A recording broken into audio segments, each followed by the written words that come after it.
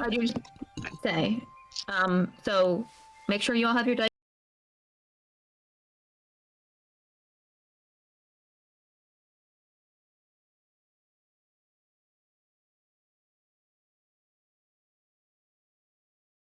Yeah, Everyone's good to go? we're good. Okay. Bringing us in. Hello, and welcome back to Strange Hungers. You all find yourselves facing a table. The members of the Fulcrum group have pushed their way back away from the couches where some of you are sitting, a few of you are standing, as Sir Silverhawk raises an iridescent magical shield around himself and his friends, and Princeling Nomi Rajan summons behind you a massive burst of flame, and a fire elemental pulls its way out of the hearth behind you. I would like you all to roll initiative. Dick move. Okay. Fear. Of course they're in a little shield. God, I know. Hate It's when I gonna roll well garbage. and have disadvantage. Some big elemental energy. Uh-huh. I had my strength. You add dexterity to your initiative roll. Boo, that's 12. If you guys would like to put yourselves into the Roll20 order, it is up. Heck. Otherwise, I can enter it for you. I guess. What's your dex, Barden? Plus 0. Okay, so then I go before you because I'm also 12. This is Yeah. about to be fun. It's gonna be hot. I want to let you know that I rolled a 19 and then I rolled a natural 1. Perfect. I think that's about to be expected. I don't even have a fucking excuse. I just straight up rolled I rolled garbage. Actually, wait, no, hold on. I got a +2. That's a 7, not a 5. Yay! Excellent. Well, I'm very excited to announce that I just rolled a natural 20, so God dare you. Damn it. I think I deserve that. As a treat. Shout out to whoever told Kara to take healing magic today. I think that was Taz. Hell yeah. Thank you, All right. Taz, from all of us. You do note, as this shield goes up, that Vice is not inside it. Vice is in the room with you. Jesus. Oh, I get it. I'm about to get showed up. I will roll for her initiative as well. She is joining you guys. Thank you, Vice. Thanks, Alex. Wow, this fight is about to embarrass get real ourselves. sexy. It's gonna be very sexy. All right, I think all of our initiatives are in. Are we ready Oh to my begin? Yeah. All right. Lovely.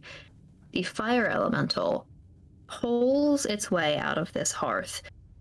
You can see, since you were looking at Prince Nomi as he cast this spell, his eyes are now smoking slightly and glowing with red flame on the other side of this barrier as he watches and raises his hands. And this fire elemental turns to look. Barden and Kiara on one side, Taz, Awaish, Matthias, and Vice on the other. And it is going to move using its fire form, Oh my. entering Taz's space, Awaish's space, Matthias's space, and Vice's space with 50 feet of movement. Fuck As me. it does so, you each take, the first time it enters a creature's space on its turn, it sets them on fire, and they take a d10 of fire damage. Cool, The dude. 4 of you are getting set on fire. Awesome. No, thank you. And I need you all to take, oh my god, No, 9 points of fire damage. Bitch. half of my health. That is halved for Vice because she is fire resistant. That is its movement. Lord have mercy. So Taz only took half of that, right? Taz only takes half of that. You take 4 points of fire damage, Taz. Cool. You know, if I had loving it. wings right now, this would be perfect. Just up in the air. Hey. It pushes through you. Each of you feel the fire burn up and surround you, and then it stops on Vice, who... Bitch. And it reaches out, and it touches her cheek. She's already on fire, so she doesn't ignite, but he is going to try and beat her AC with a... That will do it. And an additional... Lovely, another 9 half to 4 points of damage on Vice. That is its turn. Next in the order is going to be Tazriel. Your turn. Okay, so... Oh, this is perfect. I thought I was gonna have to, like, hold my action or something, but... Okay. Okay. So, the first thing that's gonna happen here is... Okay.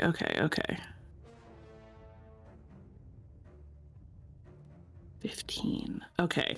I'm gonna get up right here, and because this fire elemental is within 5 feet...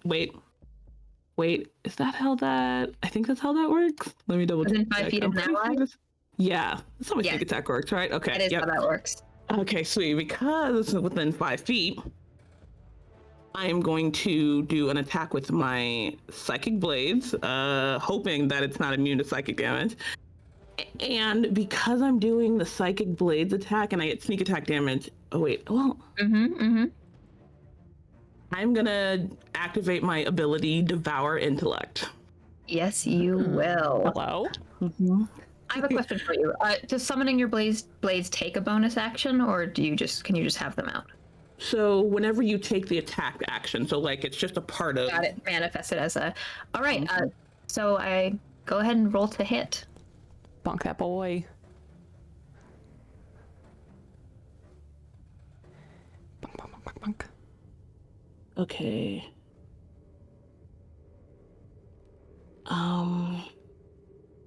Okay.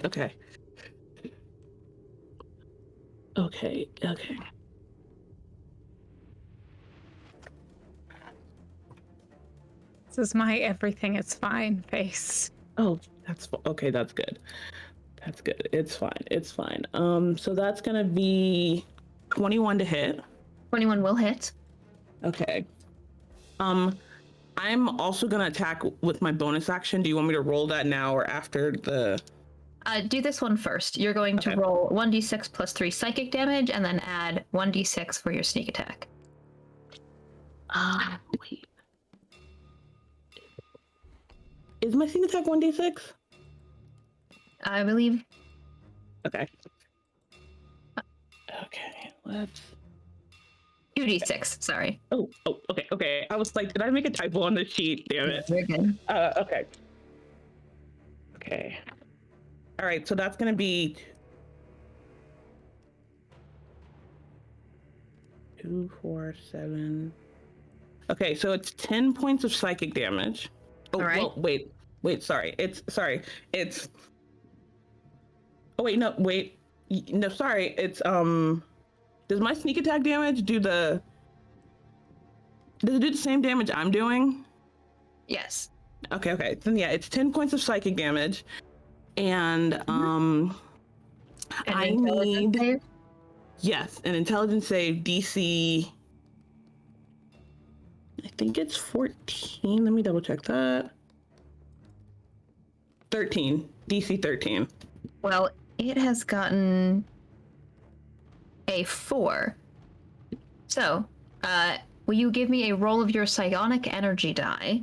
Yes. And tell me what this looks like.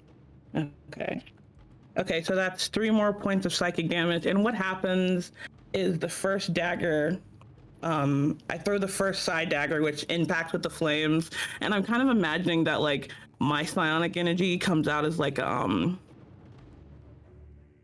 it's kind of like a... Like, I imagine typical psionic energy is, like, kind of like this weird bluish color, but mine's more, like, blue going into like a real dark blue, almost kind of black. And so when it hits, it kind of radiates throughout the body for a second, which is a sneak attack, and then it like sucks back out and like travels back to me, which is the devour intellect part. Wonderful. This thing, you can tell, reaching out with your psionic ability, this thing is not very intelligent already, and you suck away just a bit of that intelligence.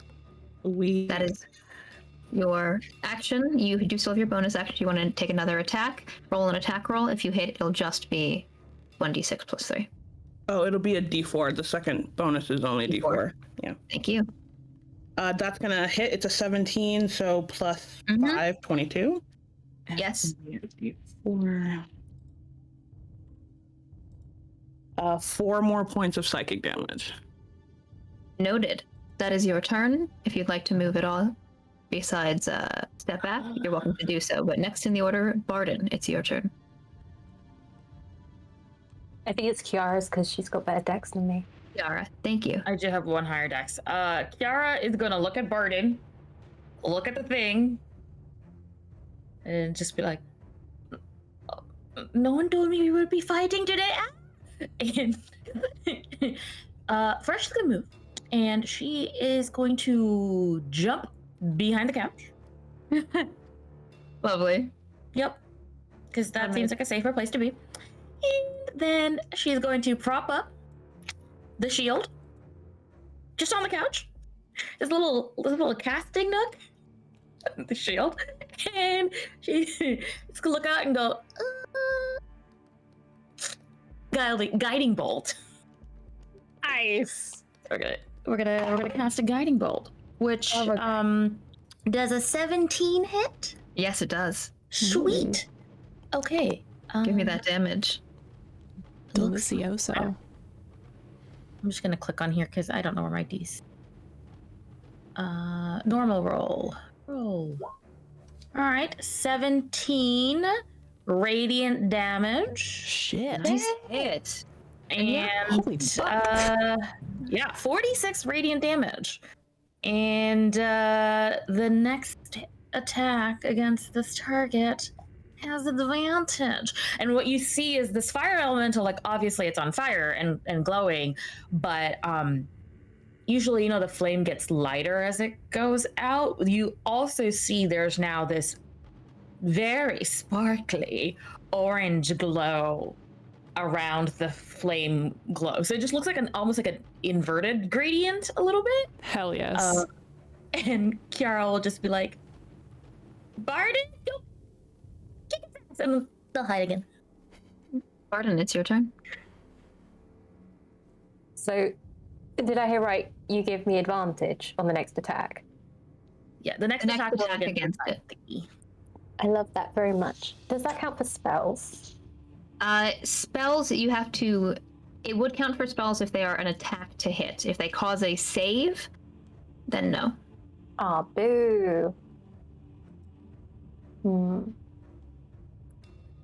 I still want to do it. So, shall I roll first? No. What are you looking What am I going to do? Okay, so let me just. Barden is going to stand. Actually, not that much closer, but still within like Kiara's range, and 1 bonus action rage. Thank you. Question. What kind of rage? As she withdraws her sword, the moon in it shines, and her left eye pulses with a light. Mm-hmm. Regular old rage. All right. And after seeing her friends burn, Barden goes, get away from them. Let's see what you're afraid of. Uncast causes fear. All right. So that means your blade is clouded, correct? I was about to say, as she pulls it up, runs her hand along the sword, and it becomes a dark, cloudy grey, and then thrusts it forward. Am I making an intelligence saving throw? You are taking a wisdom saving throw. You got A a wisdom better than a saving 12. throw. All right. That is an 11 plus 0. It fails. The elemental. We're scared. There's not much of a face on this thing. You can see 2 brighter points towards the middle. You extend your blade out, and the flames flicker back a little bit with an invisible breeze. And the fire goes from a warm tone to slightly cooler, more blues. It is now frightened of you. That is, I believe, your bonus action and your action. And you said you're staying where you are? Well, if it's frightening me, it's going to move away, right? On its turn, yes. She's going to take one very heavy step. Just like that. Flavor step. Matthias, you are on fire. Yes, I was gonna say, now I am on fire. What does that mean? At the start of your turn, you take damage. You can use an action to extinguish yourself if you would like. You take 3 points of fire damage at the start of your turn. A whole action? I already took, and I'm taking fire damage right now. Man, fuck this guy. Yeah. Do it. I mean, fuck. I want to attack something. Do it. Do it. Just be the boy on fire. Yeah. Fuck. Have a Whatever. javelin, right? He's just, fuck it. He's just gonna step forward. 1, 2. And I'm gonna try and hit this thing. And I think it's still guided, which means that I would have advantage. Yeah, it's still guided. You have advantage on your attack. Tell you what I am gonna do. I'm gonna give myself use a little spell slot and cast Hunter's Mark on this thing. Absolutely. We can go ahead and do that, which means that I will deal an extra d6 if I hit it. So let's see if I hit it. You can do it. All right, everybody, at advantage. Say that too. You got this. Okay, first one was a 15, second one was a 16, so that's gonna be 22. Where's my fucking sword? Hello? That will hit. Where, Did you leave it behind on the couch? I don't know why my sword wasn't on. It's because I didn't. Sorry, never mind. Yes, that is a 22 to hit. Yes. I'm just gonna go. Tell me how much damage is from your sword and how much damage is from your hunter's mark. This thing, you can tell as you slash through it, it is, your blade is not as effective as you think. Yes, it I should be. figured. I'm also gonna do a little smite. What does that look like, Matthias Markart? Oh boy, I think Matthias just like shocked as this thing comes out, like crawls its way out of the fireplace like the Grudge or whatever, the ring lady coming out of the TV, and like turns towards the compatriots, walks over through the couch and sets fucking everything on fire. And as it goes to Vice and uses a finger to like touch her face, will just like the most enraged, like almost feral look will come over his face, and he's going to reach down, reach over his shoulder to unsheath his greatsword, and it just like, again, there's nothing visual, but it's like there's this like vibration of bass that just kind of like radiates outward from him as he takes steps forward. There's the gleam in his eye as he finds his prey and is going to grip his sword, swing downward, and there is just like ripples in the flame as they judder and like shift from side to side with this strange bassy vibration. So that is going to be for damage. I'm expending that spell slot and I do another 2d8. So that is going to be, all right, here we go. I'm keeping track of it. So my greatsword is 2d6. That's 4, 5, that's 9, plus 4 is 13 from the sword. And then 13 half to 6. Yes, 13 half to 6. And then let me make sure. I'm gonna do 2d8 for Radiant damage from that smite, not a whole lot. That's 5, 6, 7. And 7 points of radiant. That hunter's mark is actually still going to be piercing damage. So But it is considered magical. is it? Oh shit! So that's another 3 points. All right, guys. And This thing is looking nice. It's got 69 hit points. and that's gonna be his whole turn. All right, lovely. Matthias, that is the end of your turn. Yes, BJ. I think I was supposed to take fire damage at the start of my turn. Thank you for reminding me. You do take 4 points of fire damage, reduced to 2 because you're resistant. It is Vice's turn. At the start of her turn, she takes 6 more points of 6 reduced to 3 more points of fire damage. Jesus. She turns and she spits towards the Fulcrum group, and you hear her say to you, Matthias, as she is pulling out a weapon,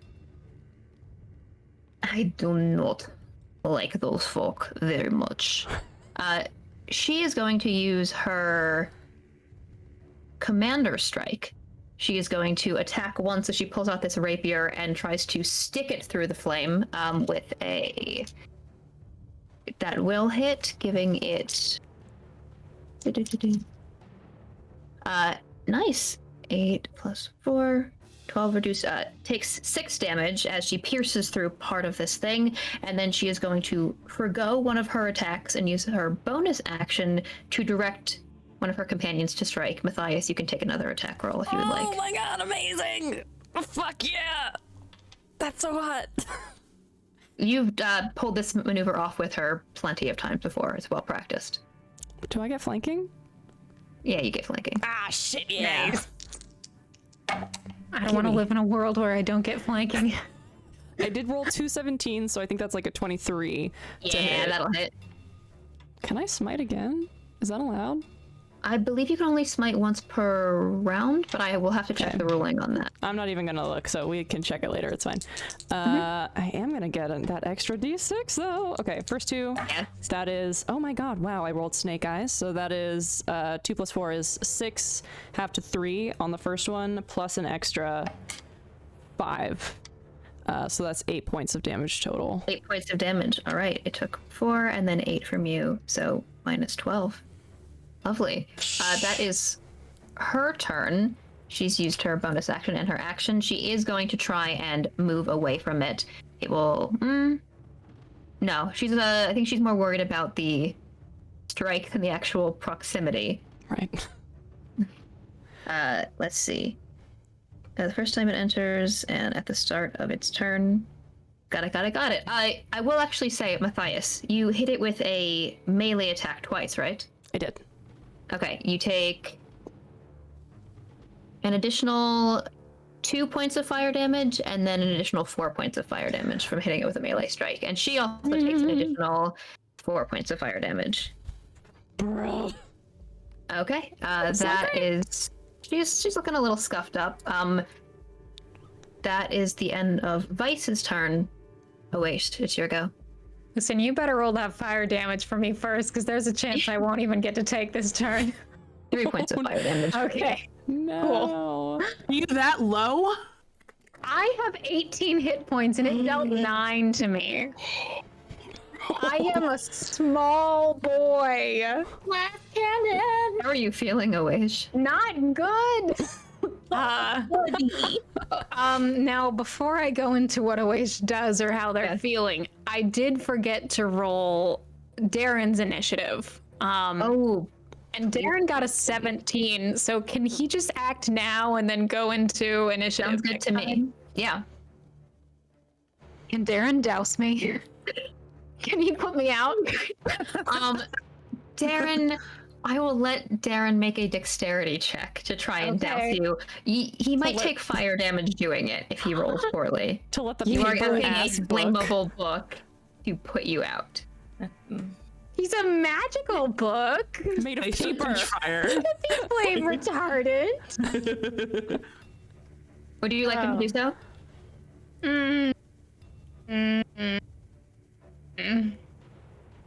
Ah, this sucks. He only has 4 hit points. He's so weak. Oh no.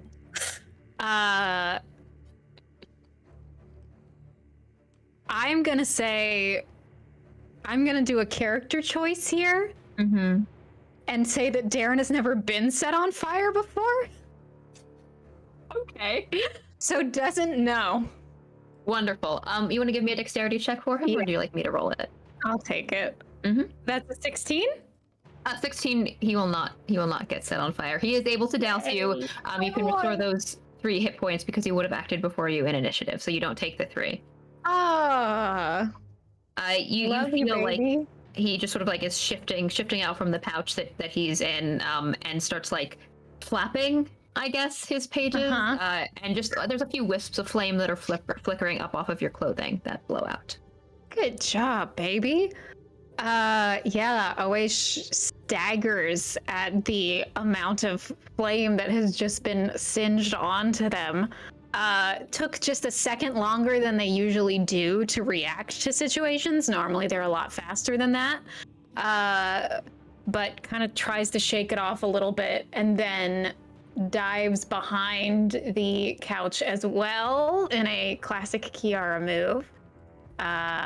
And looks at this thing with just pure hatred and say, I'm already having a bad day.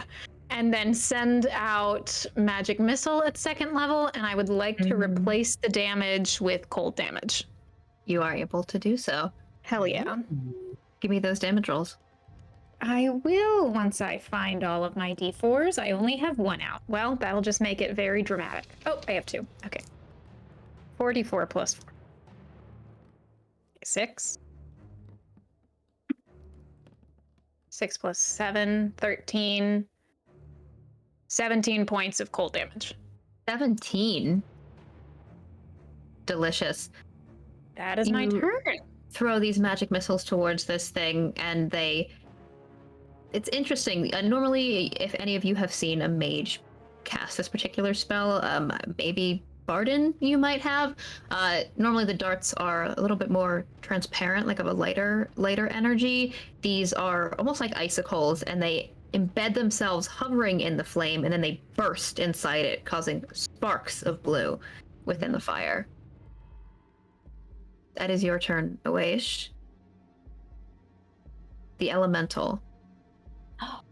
You can see that Nomi has stepped forward a little bit, watching you all. Siren looking intently with his hand under his chin, and Nomi, his eyes flicker close, and the elemental grows slightly. He's doing something to it on initiative count, the same initiative count as it. So it is going to restore. Oh, that's not that good. Bitch! How rude! They can't heal, we can. That's not fair. Here we go. So it is going to cold damage. This thing fucking hates cold damage. It is going to move through Vice, Matthias, Taz, and 2 Oish. Can I take a little reaction real quick? You want to take an opportunity attack? Actually, You already no. used your reaction, unfortunately, Did I? to make that. Yeah, you use your reaction to make that attack roll that Vice gives you. Oh. I want to take. Isn't this a No. new round? What is that? Isn't this the top of a new round? It is the top of a new round, but it is not Matthias's. Matthias doesn't have another turn since he used his reaction, so he doesn't get his back yet. Can Vice do it, please? Anybody? Vice can take an opportunity attack. So, and Taz will be able to do so. So it is going to be Vice's opportunity attack will be protect. That does not hit. That's a 5. Taz, you can give me your opportunity attack. Okay.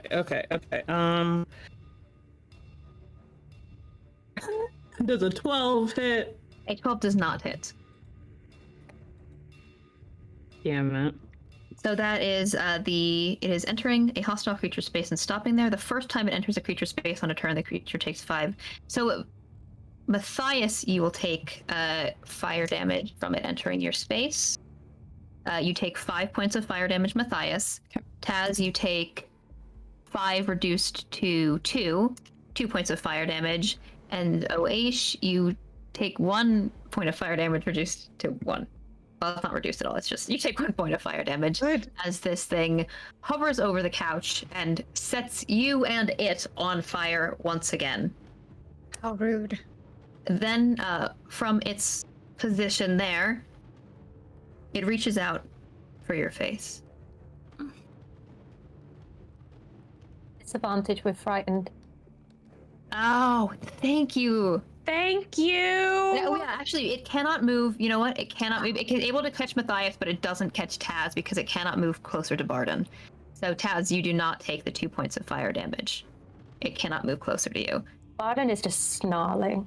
Yeah. Like this really low sound that you do not expect to come from her Oh. at all. Disadvantage.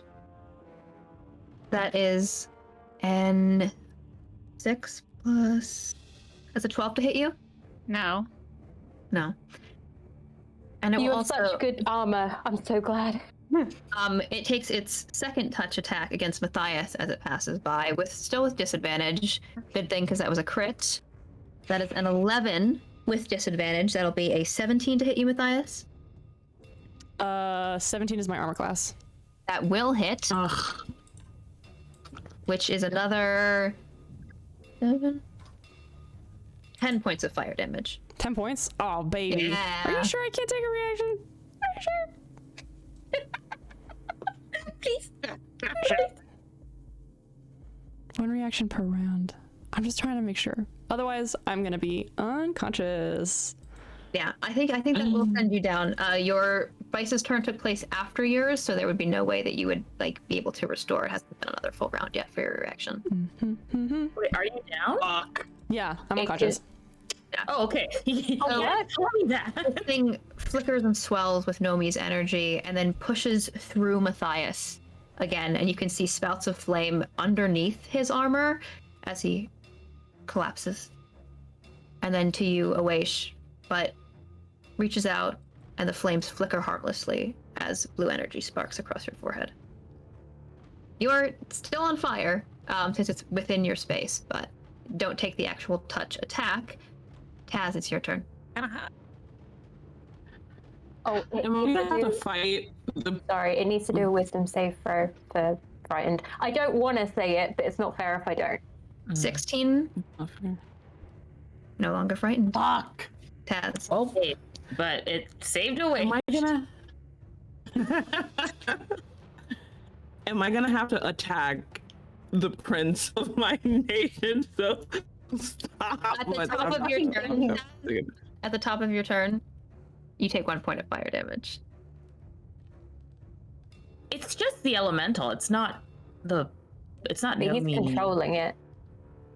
Show me Try. shield this motherfucker. I'm not Unfortunately, gonna he is do behind that. a Taz magic wouldn't do shield. that. No, wait, we're right here. Yeah. Are diagonals extra? No, yes. No. Yes. Okay. Okay. 5, 10. Wait, 15. 15.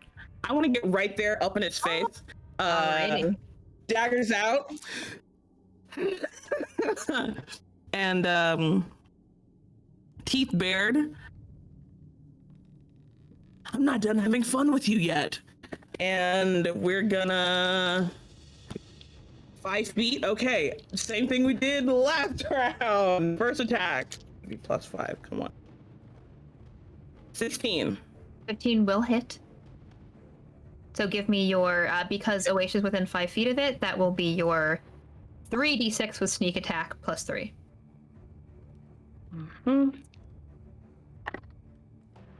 Fuck yes.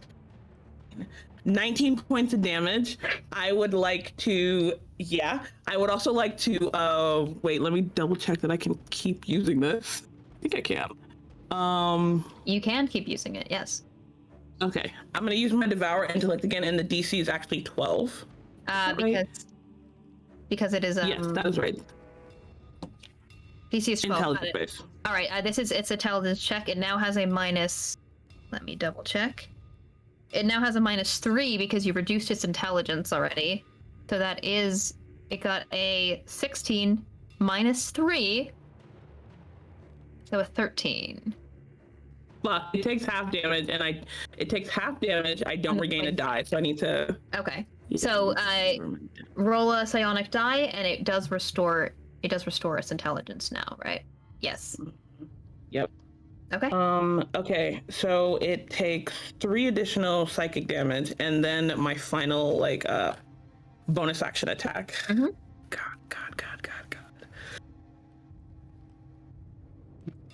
No, that's an 8. That will not hit. So you got that one strike through it, and it's interesting. These daggers aren't really, they're like sort of dispersing the flame with force, but it's more like the little white points, the slightly brighter points that flicker as your blades pass through. That is your turn. It is now Darren's turn. All right. Darren is going to fly away from this boy. And because he has that little flyby trait, he doesn't take an opportunity attack. Good job, buddy. And is going to, at Awake's beckoning, fly right behind them for an undisclosed reason that Awake can't do yet. But he's not going to do anything this turn. He does have an action if you want him to make like a perception check or any kind of help action. Yeah. He's gonna... Can he help on an attack? Yeah, he can try and distract the creature. Okay. Yeah, he's gonna take the help action for the next turn, for the attack that Awish is going to do. Yeah, he can help Awish. Great. Yeah, so that'll give you advantage. Keep the fire boy in place so that they can get a good aim. Yara, it is your turn. 2 questions. If I do a spell as a bonus action, what can I do as my action? Is A it cantrip. only a cantrip? Okay. So first, Kiara is going to glare at Nomi and pretty imperiously say, if you're just going to sit there behind a field, at least have the decency not to make things worse. And furiously scolding the princeling of the empire. Yeah, they don't care. Yeah. Matthias is down. And they're gonna cast Eldritch Blast at the little fire thing. Good. Attack roll. Gun. No, they're not, because that's a 7 on the die. No! Wait, very do riled up. you want Darren's help action to affect Kiara's attack or your attack? That's how that affects Kiara's attack. Oh, Take advantage. sweet. Well, that's good. Come Because on. it's a 19 on the die. Plus That will 5 hit. to hit. Let's roll a d10.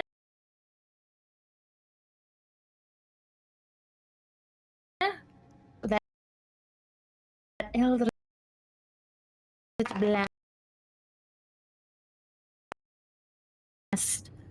All right, that's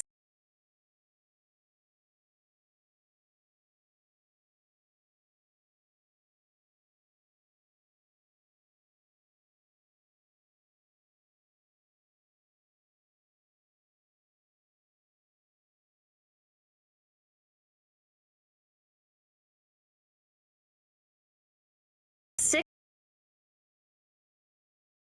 force damage. Mm-hmm. And as a bonus action, Kiara is going to grasp onto their holy symbol, look at Matthias, and just say, "This is just a test. It's not your time yet. Get up." And cast Healing Word. Cute. Aw, that's so sweet. Well, that's a 2 on the die, plus 3, so 5. Wow, 5 healing. You just catch that whisper in your ear, Matthias, as you fade back from a white space into consciousness. Ow. Am I still on fire? Yes. So fucking rude. Kiara, if you're not moving at all, that will be your turn. Kiara's hiding here. Arden. Oh, what the moon's full. Give it another go.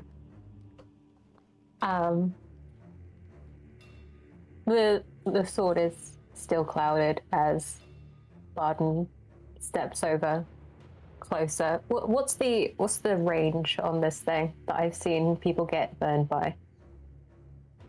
Looks like it has to enter the creature's space. So if I... Oh boy. I'll do 30 foot. All right. That's your movement. Thank you. I was going to just count on it like a guy playing chess, but that's great. Yeah. She's just going to swing the sword, pulse of the eye, pulse the moon. Give me an attack Get away roll. from her, fucker. And that's, again, cause fear. Cause fear once again. You're expending another charge. Mm-hmm. All right. That is You have to go for a 12. a 3. Yes. It is frightened once again. It can't get any closer to you or Matthias. Or, well, anywhere from the corner. So. Can I use my extra little bit of movement to scooch there? Because it will have to move away. Yes, you can do so. Yeah? Yes, Does it go blue again? it does. I believe, let's see. Your rage ends if you haven't attacked a hostile creature since your last turn or taken damage since then. So your rage is going to end since you haven't attacked a creature or taken damage. That's okay. All right. Your rage fades away. It is He blinks. But still angry. Like the remains of it just simmers. Vice takes a point of fire damage, brushing her shoulders off. She steps over to you, Matthias, gives you her hand, and is going to use some of her movement to help pull you up to standing. Oh, thank you. Thanks. Yes. She throws a glance over her shoulder back to Nomi, and then she is going to use... Let's see. You are so sexy. Ah ha ha ha. Is that the official? That's a weird feat. Can I get that one? Actually. Oh, were you just looking at her picture?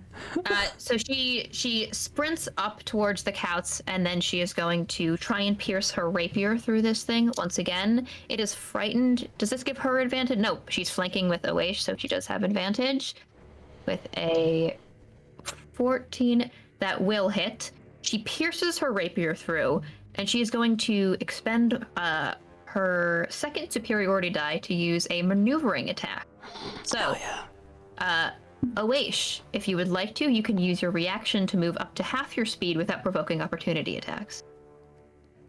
Half my speed, which is 30 feet. Okay, all right. This could be helpful. Actually, no. No? I'll move here, but that's the furthest I'm moving. I don't want to get away from Darren. Okay. You're able to move out of its reach, touch, Right, which is at the helpful. very least. It does help. And it will take from her attack. Let's see, her rapier is a D8.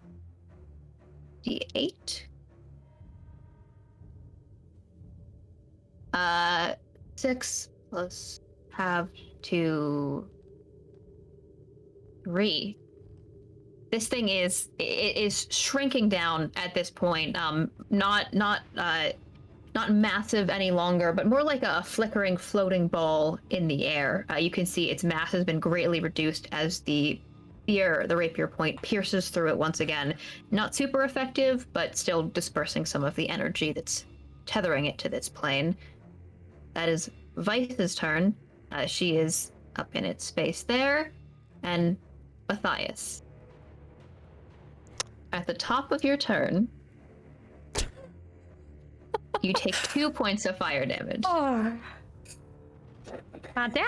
Now, it is the start of my turn. Can I take Yes. a reaction before that happens? You want to take a reaction before your turn happens? You have gotten No, it at back. the start of my turn. At the start? Yeah, of course. Yeah, What are you because looking for? I think it resets. I was looking at the rules because I wanted to make sure I got it right. You Absolutely. can't take another one until the start of your next turn. It is the start of my next turn. Can I take this Yeah, you can reaction do it. before I take that damage? Sure. Great. So here's what's gonna happen. Oh god. Okay, Vice comes over, gives him a hand up. He's just like, thanks, very tersely. Is gonna look towards everybody over there and sees the little elemental getting smaller, but he also knows that that the guy in the bubble is probably gonna do some fuckery. So just in case, Matthias is going to for a moment lift a hand off of the sword and is going to close his eyes, furrow his brow, and there is another strange reverberation. And here we go. It is going to be me, Oesh, and Barden. Oesh and Barden, you feel... Very sorry about this. You feel a... like your bones are vibrating almost. Like you're sitting on top of a subwoofer just for a moment, and sorry, around your arms, these shards of something white and splintered and thick pop up just like out of nowhere, seeming to vibrate into existence as they rotate around you. And Matthias is going to channel divinity and use his reaction for Ossuary Aegis. Me, Barden, and Oesh, we are all resistant to all damage until the end of my next turn. So that's what my reaction is going to be. I'm going to use my little channel divinity because I'm about to go fight this guy again. 1 point of 1 point of fire damage. Thank you very much. And then, you know what? Hey, does that stay up if I fall? Quick question. Yes. It does stay up if I fall? Great. I'm gonna go attack this thing. Absolutely. Give me your attack roll. Move over here. Oh, I should have taken fire damage from doing a melee attack. Okay. Taking 4 more.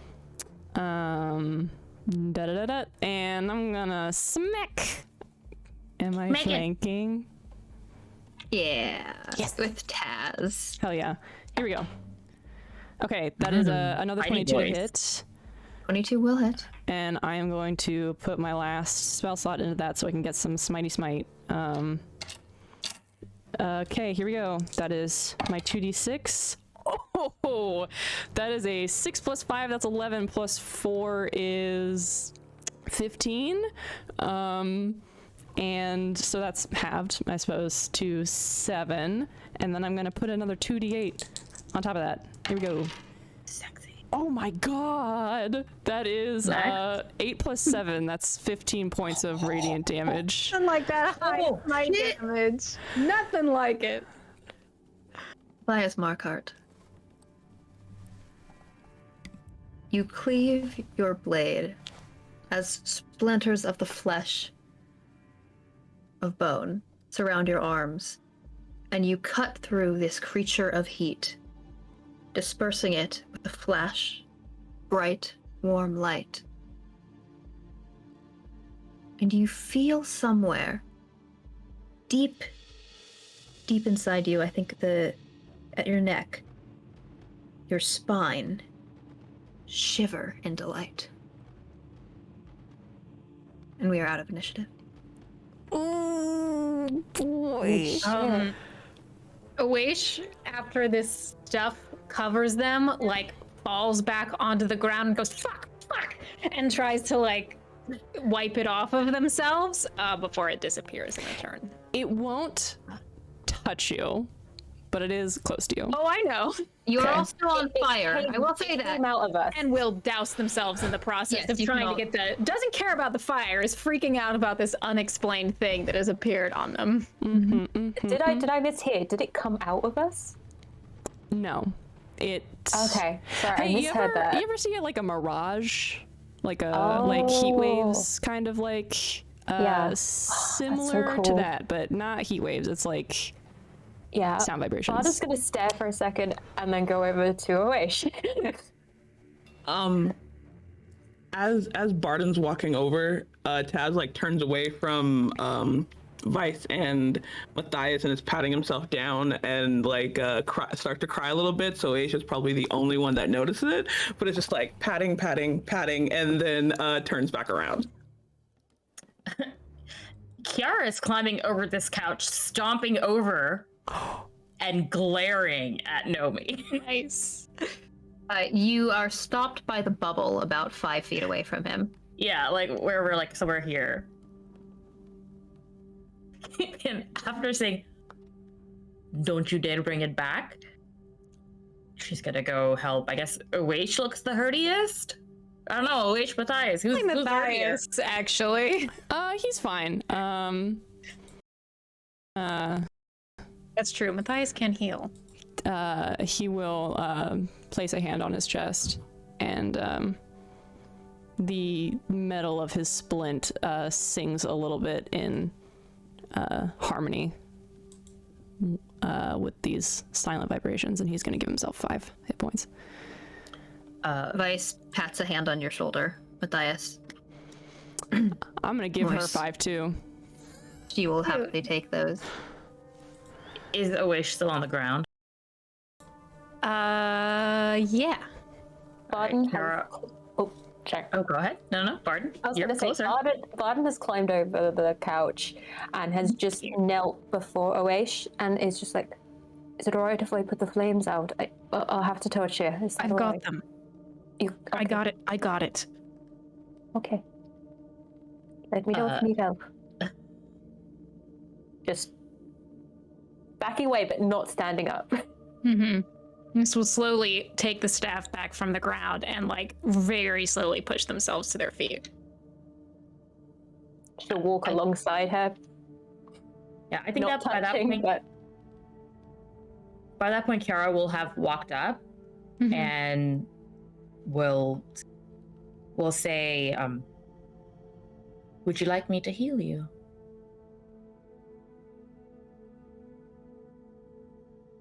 We'll look up at the prince. Do you plan on sending anything more towards us? As you say those words, the bubble fades away. It almost like shatters in slow motion and then disperses. Siren's hand comes down off of his chin, and Nomi blinks, the smoke fading from his eyes. He says, no, that was wonderful. I have no intention of doing anything else except congratulating you all." Okay. And they begin to clap. These leaders around this table clapping for you all, all except Plutarch Morgan, who is sneering distastefully towards the smoking couches and the rug that have been burning up slowly, embers. As you guys are walking across, you're kind of, tamping them out a little bit, but seems very displeased with the reckless indulgence being laid upon the furniture here. Okay, they're clapping for you. Sorry, what, Alex? You cut out for that. They are clapping for you. And Oish takes a very small bow. Tazrael's actually gonna step forward. Wait, can I move myself? Yeah, Taz is gonna step forward, bow slightly and say, if we have proven ourselves to your satisfaction, I would ask for my leave. I am not feeling quite well. Siren quirks an eyebrow. And... yes, of course. I do have further matters to discuss with our excellent leader here, but you're welcome to take your leave and retire. Thank you. And I'll turn to Matthias, who I'm assuming has the key, like, because we got one key. Say, yep. And whisper, like, deliberately trying to be quiet here. If I may have the key, I don't think I can do this. And doesn't say anything else, but it's just waiting expectantly for Matthias to hand the key over. Yes, of course. And looks confused, but is just going to reach for the key and will pass it and not ask any questions. Just let him go. Do you look fucked up? Like physically hurt? Yeah, physically hurt. Like, are you bleeding? Oh. Are you burning? I put the flames out. I've got. I only took 7 points of damage. I'm fine. Oh, you're fine. I'm fine. So, yeah, if you're limping out, Kiara's gonna have an issue with that. I'm not limping out. I'm fine. Okay. Just Great. Cool. All right. leaves. You can exit the castle. Before they go, like, Barden's going to quickly kind of go over to Sir Silverhawk and go, "One, why fire? They're going to the Icelands. What's the chances of a fire demon?" Kind of all he knows how to do. I thought as much, but I didn't want to say. But also, we're in a library. There's so many books here. The books in this place? Yeah. I wouldn't call them worthy of books. Well, yeah, true. You probably wouldn't let that happen. I also... Would it be possible if I could get access to the Silver Study tonight? I know it's a strange request, but I had thought you some might want to go out revelations. and celebrate with. No, I need to know something. Well, all right. Is that okay? Yes, he. Like a slight whistle, and you can see the bird tattoo on his wrist shines for a second with a blue light, and swooping down from above you, a small hawk with white feathers over red swings down and perches on his hand. "Thank you, my darling." And he pulls out one of the feathers and hands it to you. And as it does, you feel a slight weight to it, and it transforms into a tiny key. Thank you, sir. That's into the leather. So Kaz can head out, but he does have further words for the rest of you. Oh, okay. I would ask you to sit down, but I don't.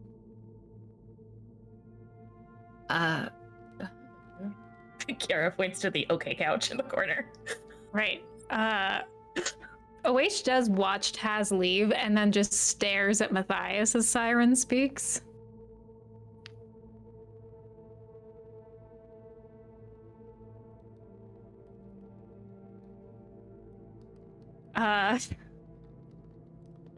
Would you give us one moment? Absolutely. Doc after Tasriel. Are we doing that now? Okay. If I'll follow. Oh God. Are we all going out? I'm gonna go. I want to follow. Listen. You're leaving. Oish just gave me the coldest look ever, and I do not understand, so I am following her. Boy.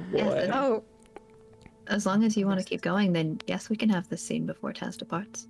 Okay. For the record, it was a "what the fuck? Why did he leave?" look. No, yeah, Because I mine got it. was like, I'm I gonna got it. kill you. Matthias was like, what? I understand what's happening. My boy does not. I love him. You can push open the doors to the side. You do see it's pretty crowded out in the foyer. There are a lot of people out here as you exit, but you're able to catch up to Taz. Leaving already. Oh, before yeah. I'd say they'd catch up to me like outside, and I'm assuming there's less people outside at this point. Yeah, Like there are. nobody's okay. Yeah. And I'm just like the second Taz hit the open air and found like a corner or something is just like bawling, tears, just like just pouring down his face, just an absolute wreck. We've all followed, right? Awaish first because Sarah said first. Yeah. So Awaish, and then you guys can like come after them, react to that.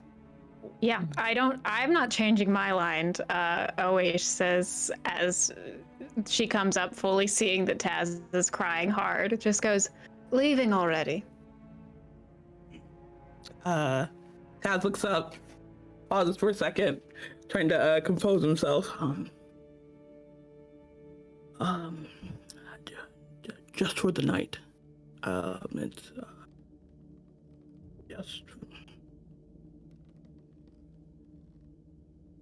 just for the night. As long as you're not abandoning the mission. And Taz will do like a half-hearted weak smile, and like completely see through it. I've already told you the only thing I take seriously is my work. But I'm not going anywhere.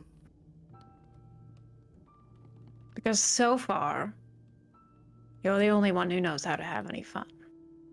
Though that might change.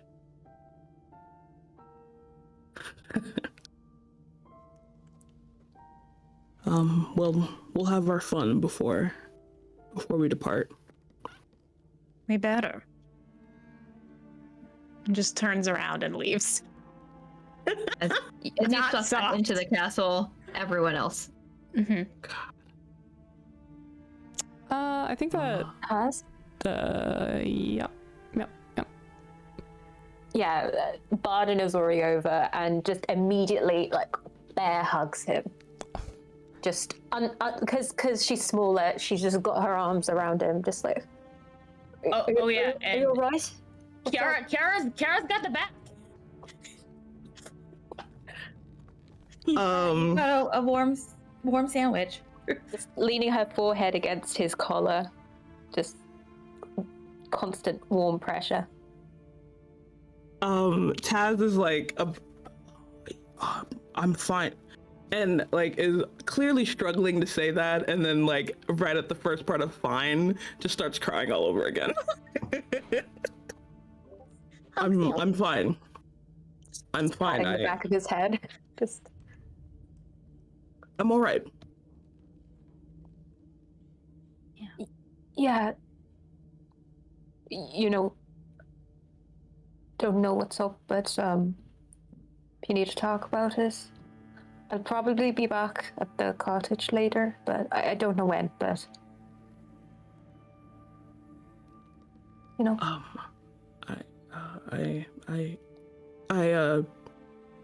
I don't think that'll be necessary. I'll be fine. I like the idea that Barden very, very clumsily in very bad Orcish, because he's only taught her a few words, and he goes, "Friend."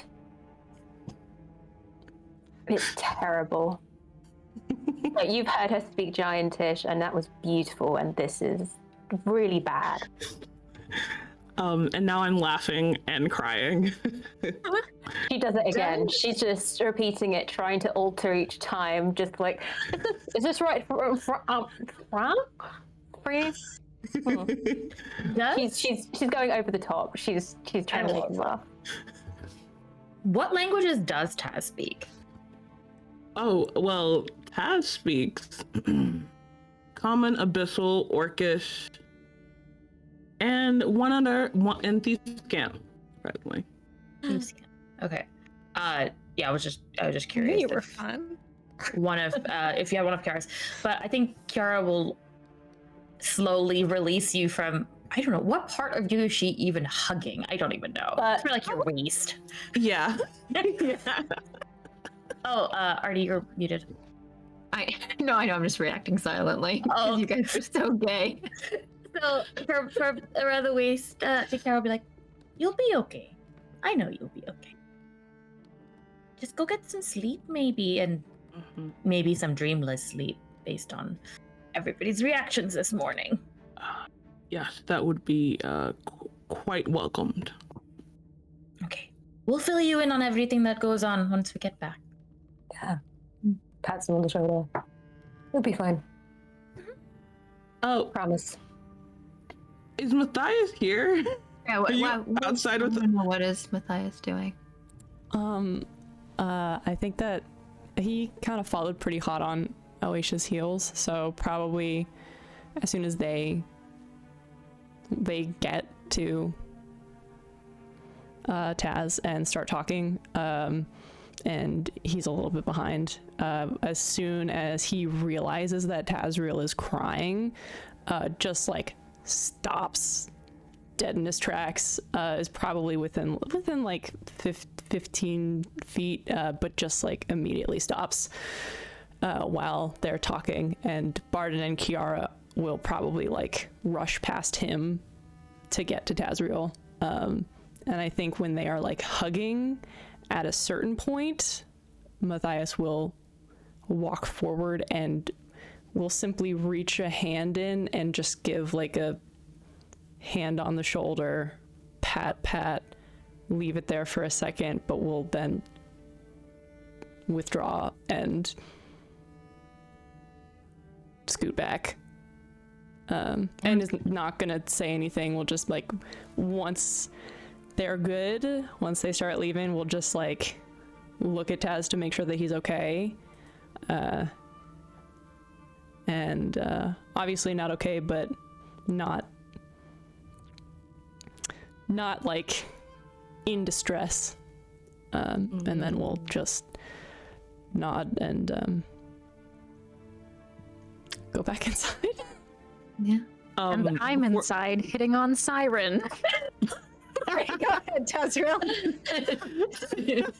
Taking claim for Saturday. Yep, I just want everyone to know what's happening right now. Oh, that's hilarious. Before Matthias like goes in, Taz will say, I meant I can't do this tonight. I'm not abandoning the mission. I'm not abandoning the mission.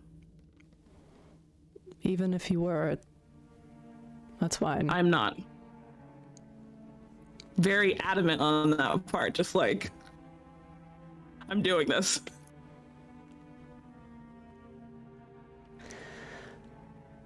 I'm glad to hear it. Turns and leaves. As you descend down the white stairs, slowly leaving Castle Aethrai behind you, and you all can step back into the foyer where Sir Silverhawk waits with your funding. And that is where we will end for tonight.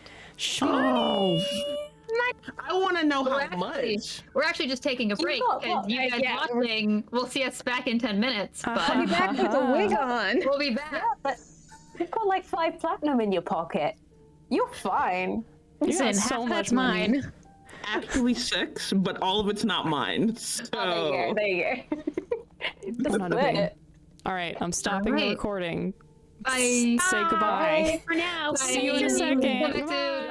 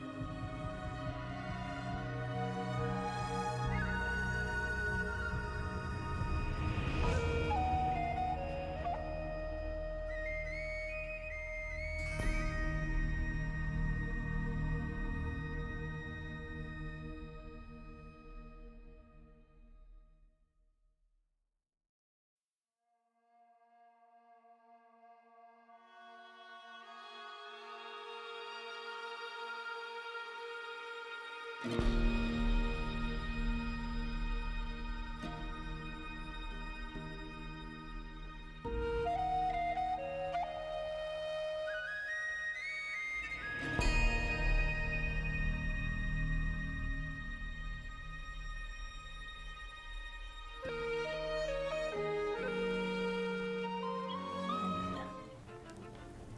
on. Hello. Welcome back. Oish, you enter back in to Castle Aethrai and step back into the room where the members of Fulcrum are gathered around this table. You can see in the few minutes since you left, they've begun to finish off their wine, clean off the table. A few servants have stepped in here and are carrying plates out. Looks like they are starting to wind down. You also note, as you do step back inside the castle, as I said, it is getting busier and busier. You're not sure if the actual arch gathering itself has begun yet, but it seems likely as you pass through nobles of a variety of colors and plumages, creatures and figures, some of which you might not even recognize the race or species of from across the world. As you step back inside, Siren turns to you, says, "Is everything all right? Is he leaving the expedition?" Oh no, he'll be back in the morning. Well, I'm glad to hear that, at least. Seems an interesting fellow. One could say the same of yourself. Yes. Well, it is a deliberate appearance that I try very hard to curate. I have to ask, Yes? when did you meet our mutual friend? Asar? Yes. I think it was probably 130 years ago, I think. Around then. Luis gets a slight twinkle in their eye, clearly looks him up and down, and says, "You look good for your age." Thank you. I'm not sure you would say that if you knew how old I really was. I think I'd say that no matter what age you were. His eyebrows go up a bit, gives you a smile. He steps away from the table a little bit towards the hearth and the couches where you guys were sitting at before. He says, say 130. Looks you over again.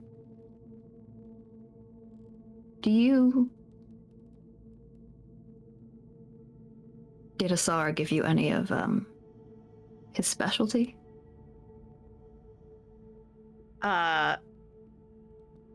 Oish gives a small grin and then glances towards the other people towards the at the table, turns away from them, and first holds up an arm and shows where a small ink pot and quill are and goes, "First one." And then pulls the harness aside on her chest and pulls their blouse down because she doesn't have any shame, and shows the very intricate tattoo that is always hidden by their harness. That is a shield with an eye with a dagger coming out of it that goes straight through their breasts, and says, "This one was the one I was most excited about." I want you to know I just had him make a charisma saving throw. So he pauses for a second, leans in, looks very closely. That is beautiful. I don't think he must have been working on this one. I haven't seen it before. It's excellent work. Yeah, well, You he are learned it welcome from to me. study it all you'd like. Maybe I would. The few that I taught him, I know he was working on expanding, but You taught him. yes, I invented the technique. I would love to speak with you further. I suppose that can be arranged, of course.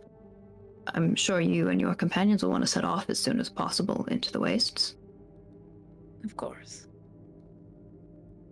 He turns back, looks at Nomi. It looks like a few of the Fulcrum members are, like, they're cleaning up the figurines. As you're looking over at the table, you can see, you would probably recognize just like, passive intel. I would call this your passive history, actually. But like looking over the game and the table, now that you have a little bit more time, looks like this game of mages and monsters is set up in a particular way, a fashion that you kind of recognize. There are a number of notable green figurines that are a bit larger, look more like beasts or monsters, and a number of red and blue figurines, some of which are wearing robes and armor. And it looks like not only were they playing through some kind of game, but it was actually set up to represent wild walkers versus mages and knights of the Raj. So they were doing some kind of strategy game, specifically about the period of history that is going on now, playing through potential options or ideas to combat the wild walkers in their own role-playing game. That's so cute and so cool. Artie, I love your brain. Yeah, they'll glance over and say, "Been working at that all day?" Yes, I am particularly fond, although I think Nomi is the one who has more of a soft spot for it. We've been, The excitable one. yes, well, he is very, very young. But I don't know, maybe he will live. Maybe he will outlive me. It is possible with all that fire in their veins. Eyes. Your name, Oesh? Yes. It's Atholian? Good catch. I wonder if you would ever be interested in some kind of trade. This little game I like to play sometimes. I do love games. He goes through a similar motion that you saw him pull before, where he reaches up in the air, slides a finger down, and then pulls a book like he's pulling it off of a shelf. Flips it open. This is a different one than you saw before. It's of a deep navy color. Pages through it. You could call me a seeker of knowledge, and you seem like the kind of person who, well, shares a similar taste. You could certainly say that. As young as I may appear, as long as I have lived, I hope to seek out, well, secrets of this world that I do not know. And you might be surprised by how much I do know. If you have a secret that I haven't heard, I'll give you one in return.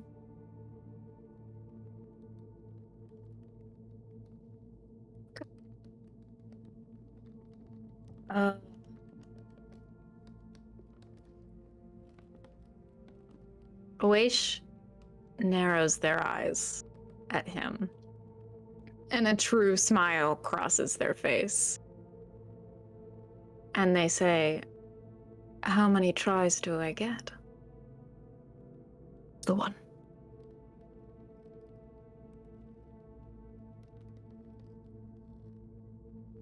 Fuck. This guy's lived for so long. Oish thinks for a long moment. How far away are they from the people at the table? I would say you're probably about 10 or 15 feet. If you step further away towards like a corner, he will follow you. Mm-hmm. He'll step away. And then lean in. Very close. How tall is Siren? Siren is probably shorter than you. He is 5'9". Just a bit shorter than you. We'll lean in, not directly by the ear, but enough so that it seems a bit more intimate. And we'll say, have you ever heard Suzerain spoken?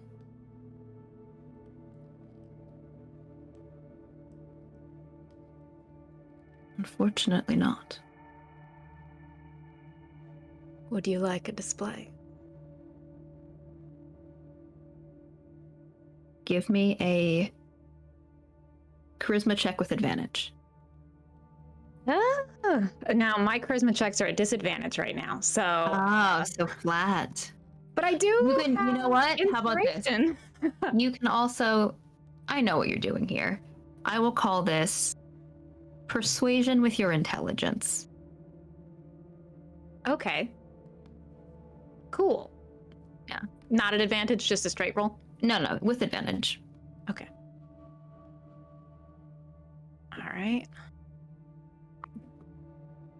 Okay, that is a persuasion just with my intelligence modifier. Okay. That is an 18. An 8 and 18. I would like that very, very much. Yes. How much time do you have?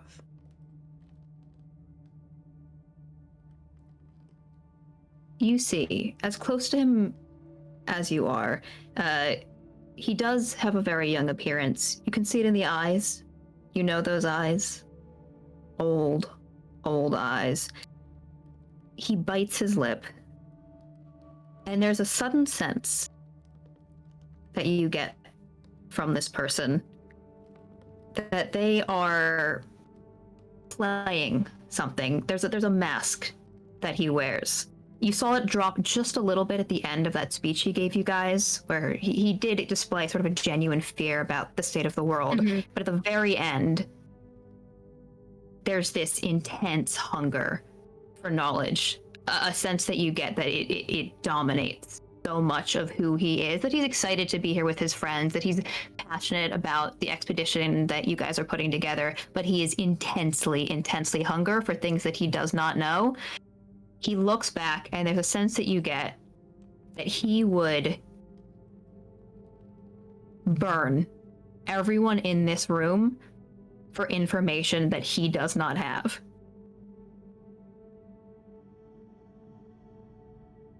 All the time in the world. You and I seem to be kindred spirits.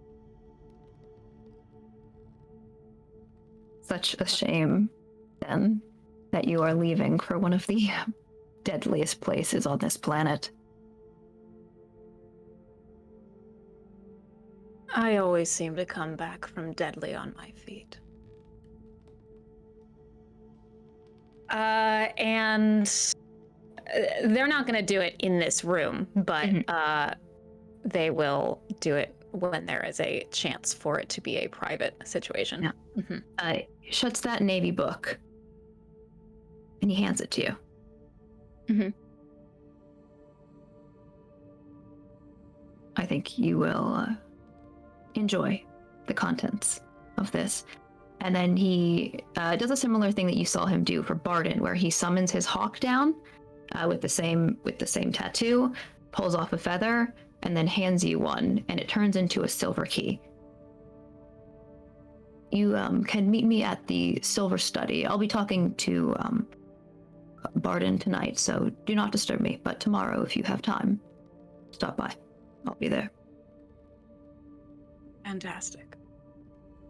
And then he steps away from you, only a conversation of a few minutes, and the rest of you can traipse back in after saying goodbye to Taz.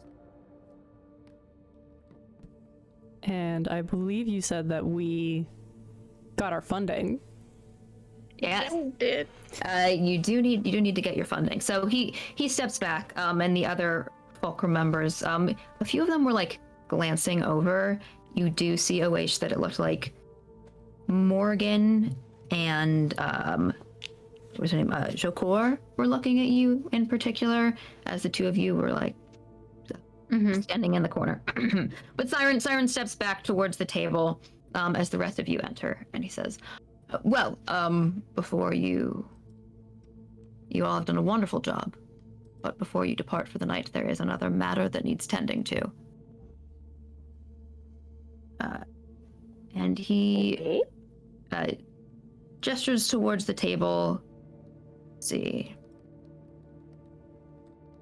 I believe it would be... yes, the gnomish woman. So she sort of like pushes and slides her chair back, and she says, let me get to that. All right. And she like pulls a like key out of her she's like overalls that she's wearing over what appears to be a hand-sewn sweater, these like big glasses that she's wearing. All right. Pulls the key out, reaches for a little box that's like a tiny little box that's among the pieces and the figurines on the table that they're cleaning up. Picks it up, shakes it a little bit, and you hear a jingling noise. Takes the key, sticks it in, and as she turns it, the box begins to and mechanically expands outward into a chest, a large mahogany chest. You can see like metal clasps and things. You hear clicking, gears turning. Well, I think they've earned it. All right. And pulls the lid back, and you guys can see gleaming gold, salt spheres. She says, all right, sort of counted this out. I think it's as much as we could get for the expedition. We do have a few other things that are going on. You should find in here about 1,800 gold pieces, equivalents, salt orbs, etc. It's going to need to cover you for any kind of winter gear, for making your way into the wastes, any messages you need to send us, as well as transporting some goods back and forth. We do have, I think Siren here has a manner of picking up some items or sending you some items over in his study. So, yeah, that should work. Siren, where would you like him to drop stuff off? He says, yes. So, I have a bit of a special method in order to send you some items. It would be more convenient to send you without you carrying them. So, if there's any goods you would like to acquire or any things you think you might need, any equipment that might take a little bit longer, if you tell the merchants to drop it off at the Silver Study, I have a particular circle that will be able to send you them directly. So he actually has a method of, if you guys like commission something that might take a little bit longer, he has a teleportation circle that works one way to send you guys items. If you are able to, he will give you guys as well a list of a place where you might be able to send him items back. Like if you find any relics or historical artifacts in the wastes, there are a few places where you might be able to send him items back. But that means like you can, commission things. So he gives you some information to drop those off. He also says if there's anything you're looking for in particular, feel free to ask us any questions. I believe that Markart would know more about what you might need here in the wastes, but we can always give you some suggestions for places you can go that we trust. I don't do a lot of personal shopping, but this city is well stocked. And the gnome closes the chest, takes the key out, and it goes folds back, and she will hand it just like this pocket-sized little chest that you can keep, and hands it over to whoever of you wants to take it. Barden. I assume it was. Oh, it was either Barden or Matthias. I'm assuming. Barden will step forward and go. Do I recognize her? You can give me a history check. While you do that, while this was happening, Kiara definitely leaned over to Barden and was like, "Oh, that's a nat 23. Nice. Ooh, I think that's a lot of money. Is that a lot of money? Oh my god. Just a bit. A little bit. That's like 360 for each of us, right? I believe so. Yeah. Yes. Yeah, don't ask me to do the math. I'll do the math later. Wait, if you're keeping the money, you're gonna have to do some math. Party treasurer, who's being it? For in-character reasons, it's not Kiara. Yeah, so you recognize this is Melkia Shieldlord. And you also know, again, with a nat 20, Melkia Shieldlord and Doran Shieldlord are a couple of married lesbians. They are the democratic leaders of the Uaran-Albaran Alliance. I believe also with that natural 20, you've done some different research. Melkia Shieldlord is apparently the inventor of a certain number of bombs and airships that were used in the Uaran-Albaran Civil War around, I think it would be 60 or 70 years ago as that was going on. The alliance is fairly recent, about 50 years old, and supposedly it was the marriage between this couple that was one of the factors that led to the two countries coming together. So she is gnomish. You do know that her wife is Furbulk. Not here at the table presently, but... Her name's Melchior, yeah? Melkia. Melkia. Barden does like a bow at the waist. It's like, this is fantastic. Like, oh, you like it? It's an absolute pleasure to meet you. My family's from Barnabara. You did a great thing. Thank you. I've done some absolutely terrible things too, though, so don't give me too much credit. I mean, it's fine. It's fine. Yes. I hope. She goes into Giantish for a second. Please send my regards to your lady wife. She says back falteringly, like she's not that great at it. Yes, I will tell my cow love that you said. Greetings. Why say wife when you can say cow love? Exactly. Cow love. Here's my cow love. Exactly. But there's a warm smile on her face, like she radiates affection when you mention her. Barden will then turn to Matthias and I have the treasury. Do you want to hold it? It's up to you. I'm glad to take it, but if you would rather carry it, that's fine. Who's the least likely to get pickpocketed? That's the question. Probably Taz. You know what? I'll hold on to it till we see him. Yeah? Right. Is that alright? Just turns to everyone. Yeah?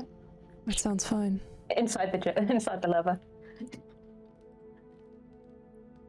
If you all have any more questions, you are welcome to stop by. As I've said, the Silver Study tomorrow. It's going to be a little crowded tonight here up at the castle, and I think he's looking around. All these people that are finishing packing up. I think we will make our way into the main hall to convene with some other parties. Well, I'm very excited to hear from all of you. Thank you for your consideration. Thank you for Markart. Deep bow at the waist. And then we'll turn to the rest of the party. You do see Matthias. Black Lotus Wren, as you bow to Siren, gives you a bit of a smile. Also nods their head. nod to them as well. Turn to the rest of the party. I think that concludes our business. I might stay, but by no means is anyone required to. Stay for mingling. brave. Are you sure you want to? Didn't really enjoy the party. It's a necessary part of my role here. So They've already do. given you the money. That's true, but for at least a little while. Sort of slaps him on the shoulder, like, good luck. Thank you. I'm gonna head to the Silver Study. I'll see you guys later. Yeah. She kind of heads out, and before she goes, kisses Kiara on the forehead. Go, be good, and goes. Yeah. Oh wait, Wait, she's probably gonna try to Oh yeah, go ahead. Sorry. Go, Matthias, go. Actually, Barden, before you leave, Oesh, and Barden, I am not usually one to use magic of any kind or anything on other people before asking. That being said, the bones that appeared around you were me. That was my doing. It helps to protect. I was concerned that somebody else might fall. However, I shouldn't. Under any other circumstance, I would have asked beforehand. Or at least said something. So for that, I'm sorry. And it won't happen again. Arden heads over to him again. Hand on the shoulder. You're just trying to protect us. But we know it's a thing now. So it's okay with me. Just kind of puts the arm around him properly and gives him a little squeeze. It's all right. Thank you. That's a stiff boy. It's okay. It's fine. He just like reacts a little bit, but he relaxes gentle after a second. I appreciate that you're trying to look after us. Well, I do. I can't speak for a wish, but I do. And smile to them. Have a good night, mingling. Mm-hmm. Barden, before you go, could I have some money? Oh, your money. Yeah, absolutely. Money, please. And just money, please. And does the little bit and just. All right, here's all of you. I don't want to mix it up. Oh, there you go. Should I? Maybe not all. I don't know. Can we just give you a couple? Yeah, I feel like I might lose anything you give me, or you. I don't know. All right. I'll take mine. I mean, this is Kiara's. Right. This was Once Kiara's. you've finished giving Kiara's, I'll take mine. Oh, okay. Takes a minute to be like, I didn't take Oasis money. Oh, you mean out the big box? Yes. Gotcha. And hands out how much Kiara wants. Let's say 5 gold. That's probably they don't give Kiara more than 5 gold. My God. Takes out the big box and just puts it on the table and starts unwinding with like absolute glee at the fact that it just and just. Do I have to roll to do math? No, it's 300 and 360 each. Yeah. Just there you go. Thank you. I mean, that's all right, Matthias, if you just split it. I'm guessing that's what we're doing. Yes. Here you go, my love. Hands it to you. Box closed. Yep. To physically hold their tongue for an unknown reason at the "I love" remark. Usually they'd be snappy about it, but they don't say anything. I mean, she probably says it to a lot of people. Mm-hmm. Oh, for sure. How much is Kiara taking from there? Oh, was from her own. 5 gold. 5? But Barden has the money, all of Barden has Kiara's money from Kiara's. the beginning. Got it. To a gold pouch. Yeah. Yeah. Kiara can't be trusted with money. Alright, Okay, so again, be good. Mwah. Boy. Kiara. Barton, you head off to the silver study. And I try to intercept Barden outside before she leaves. Absolutely. Just so you know, Kiara is heading in the same direction you are, because Kiara's also leaving. Right. The silver study is in the opposite direction of our rooms, though, correct? I believe so. Yeah. So Oish will walk with Kiara as long as it takes, and then split off and try to intercept Barden's route. If that's okay with everyone. I think Barden started walking, and then as soon as they were vaguely outside of the palace, starts jogging. Interesting. They are going fast. So let's call this a contested initiative check. So both of you make dexterity checks for me. I have disadvantage on initiative check. Yeah. I don't I'm feel sorry. good. All right. Well, that was a 19. Great. So That's a excited 16? for me. I'm not done yet. Oh, That was a 12. Oh, Okay. yeah. So, yeah, you lose sight of Barden as she, like, you just kind of split off. Thought you knew where she was, and then, like, at the pace she was going, she must have taken off. Fine.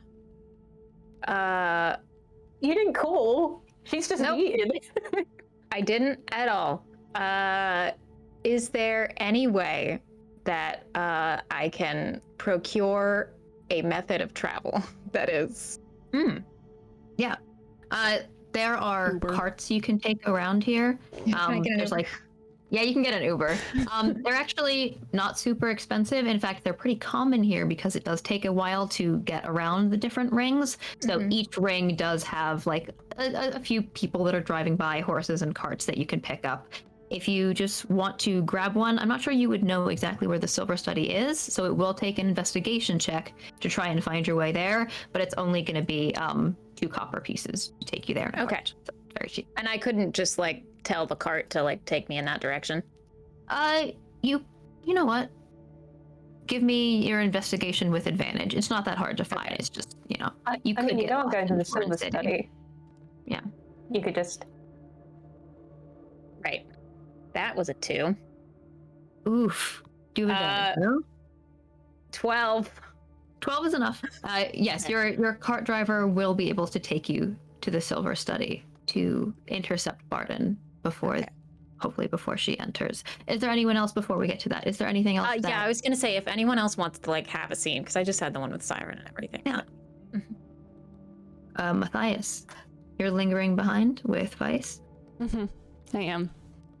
All right. She is still like you had healed her after this fire elemental fight. She's like brushing ash off of her armor a little bit. Steps out with you into the main foyer. Ooh. Yeah.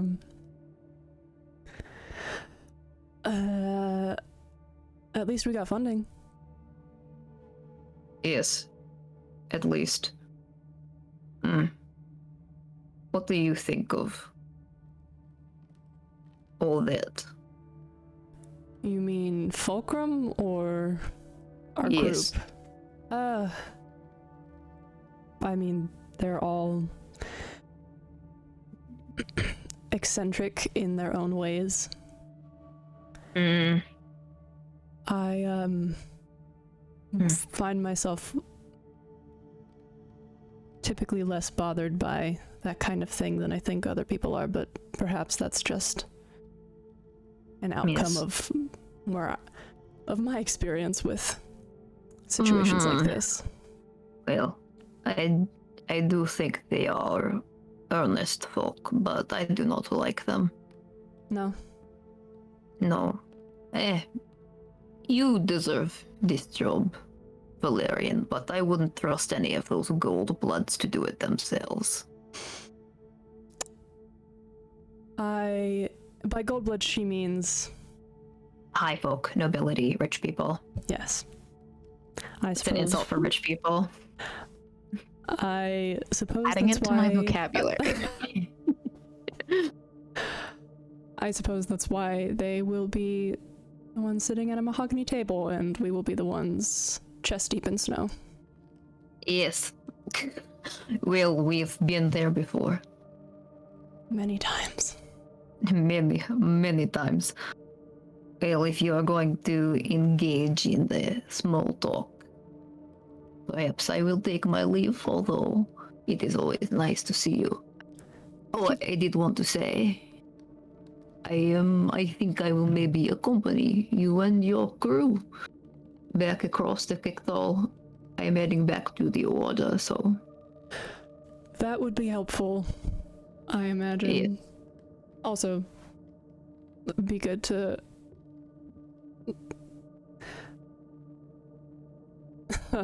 have somebody else who is familiar with the area instead of just me. Yes, well, judging by their attire, I do not think that your group has any idea what they are in for. But most people never do, eh? We'll get them set up when we go north. Yes. Or I will. Yeah. Good luck with babysitting. They're all very capable. Yeah. Seems. We will see. Have a good night, Valerian. You too. Good You luck. too. Thank you, She Esther. strides out, her coat flapping behind her. And gonna breathe the crisp night air for a moment as the door slams shut behind her, and is gonna turn around and go be in public. Wonderful. Cosplay as a person. We can do that. Was there anything that you wanted to do, Kiara, before we get to another scene with Matthias? Kiara is going to walk back God, shit. toward, well, sorry. Kiara is going to attempt to walk back towards the lodgings. Oh my god. I will. I mean, there are some Kiara was parts not here. paying attention towards where they were being led because somebody else was doing that. Yeah. So yeah.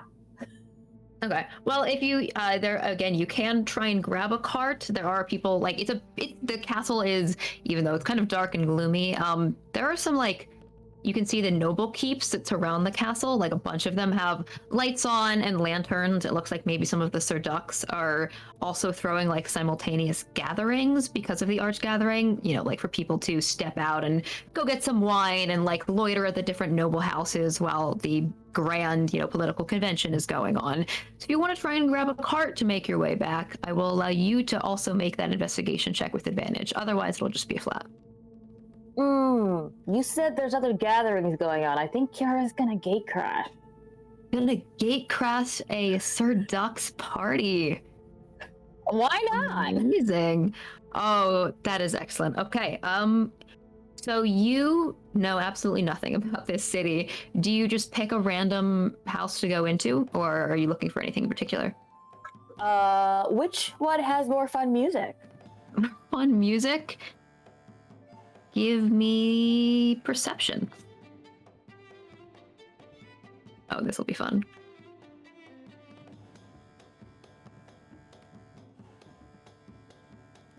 Don't split the party. Actually, do split the 11. party. Split the party all the way. 11. Okay, so you're listening around for different kinds of music. I believe. One second, I'm just pulling up my map here. Here we go. You do hear just a variety of sonorous music sounds like it's being played by and sung by a bunch of different voices that's coming from one keep in particular. Let me see. Yes, this would be, I believe, the red keep that you would be heading towards. Listening to that music. Kara loves red. Let's do it.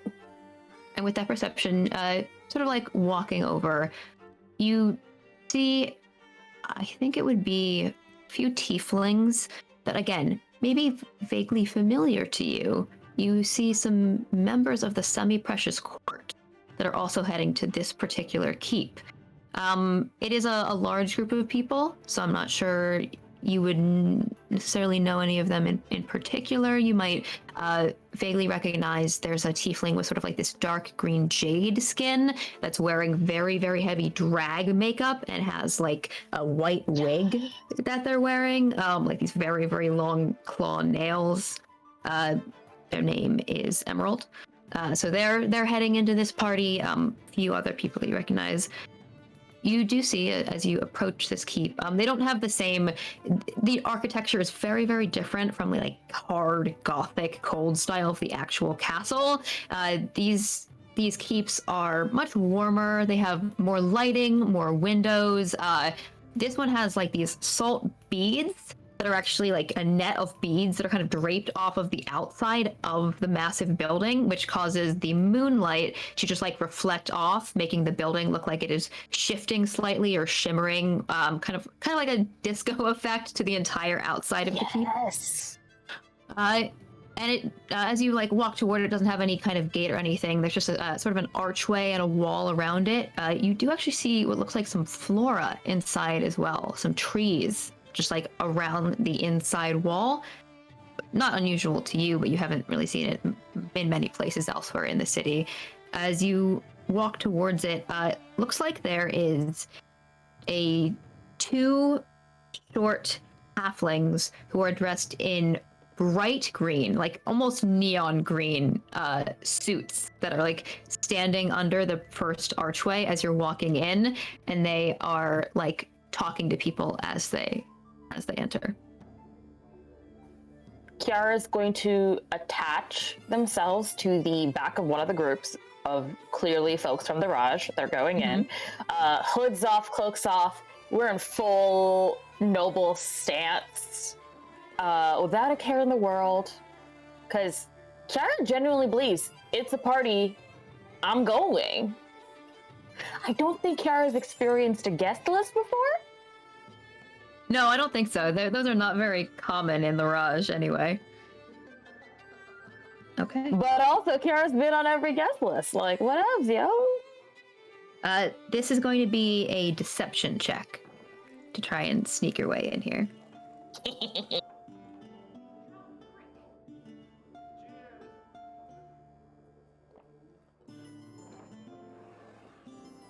Natural 20 for a 23.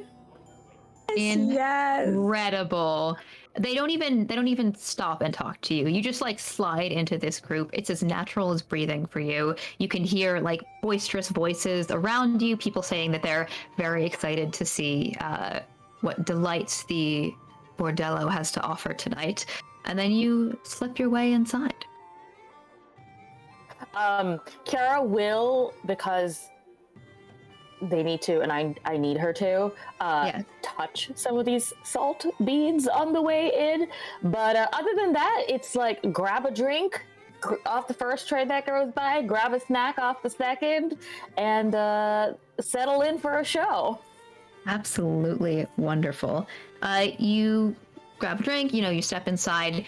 You can see the first room of this keep. There's like a series of rooms, like a coat check that people put some things down at. You're very, familiar with these kinds of style of noble parties. The music is obviously slightly different. The drink offerings are obviously slightly different than anything that you would be accustomed to.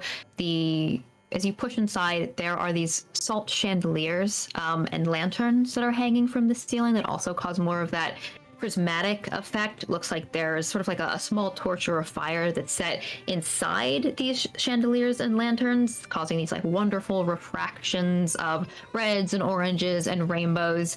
The center of this room is a circular stage with a long metal pole that extends up to the ceiling amongst the chandeliers and lanterns. And 2 people are dancing, pole dancing, simultaneously on the stage as you enter. The rest of the room is just full of, like, obviously people who are very proficient both with their bodies and also with instruments. Lots and lots of bards in here, or people who, you know, might not be like magical bards, but just performers. And all of this this noise and this lighting and the dancing is coming together to create a lovely experience. This is the equivalent of a high-class fantasy strip club. Yes. Chippendales. Yes. Before we leave, Kara, can Kara do a quick look around the room for anybody they saw in the big room they just came from? Oh, you're trying to see if any members of Fulcrum have slipped in here. Yeah, They're playing games. Yep. And if not now, then, you know, later at some point in the night. Mhm.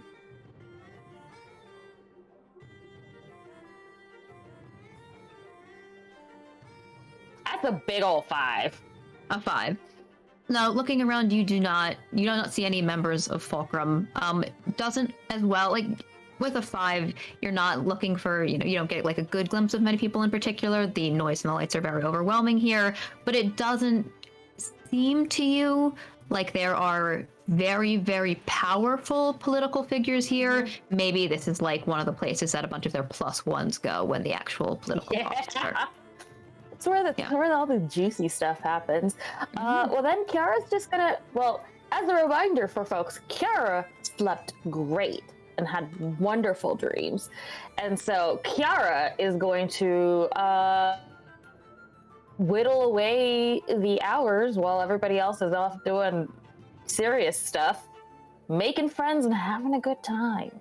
Incredible. All right. Anyone else would like to step in? What are the rest of you up to? I love you, Kiara. That's Do it. I find her?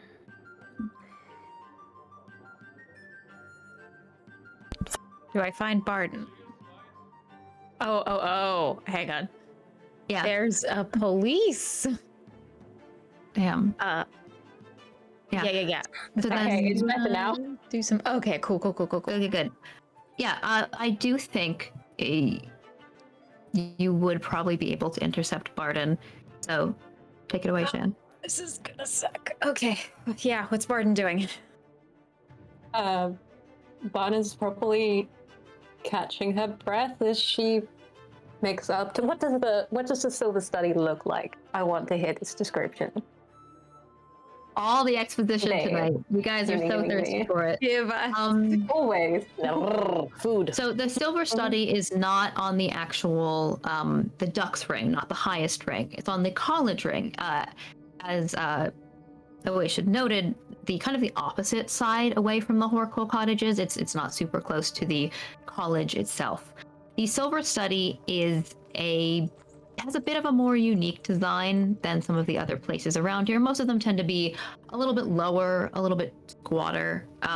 You know, kind of a hardy architecture that's built to withstand if there is any kind of like salt, snow, storm. You know, windows that you can close, that kind of thing. The silver study is a lavish and ostentatious tribute to literature. It is a sort of like, let's see, I'm trying to think of a comparison.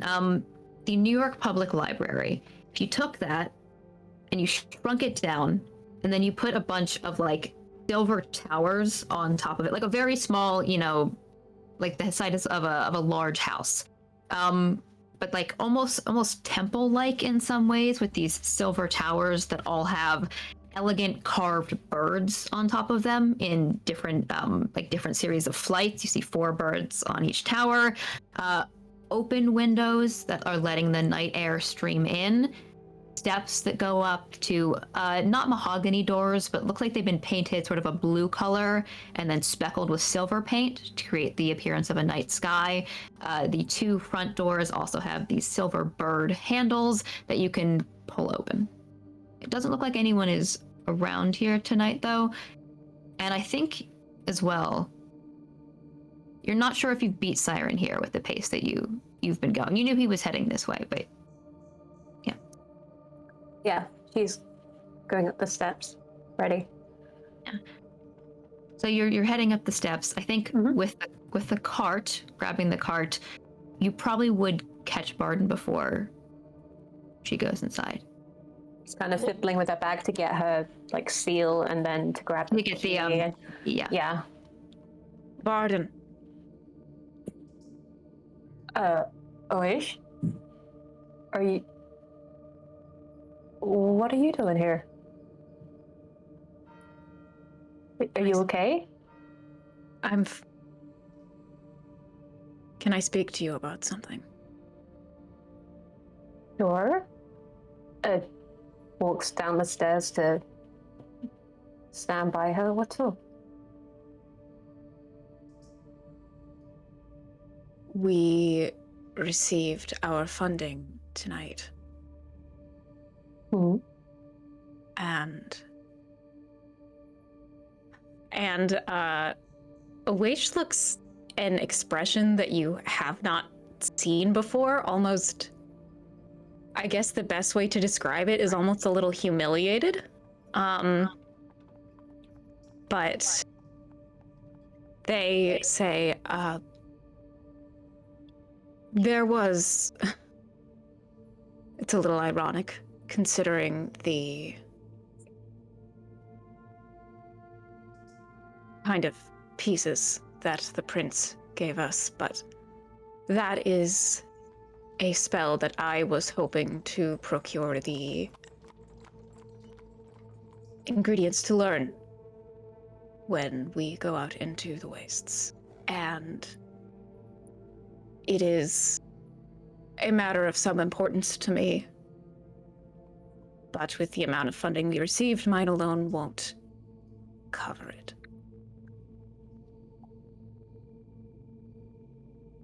How much do you need? Just Can I ask what it is? What's the item?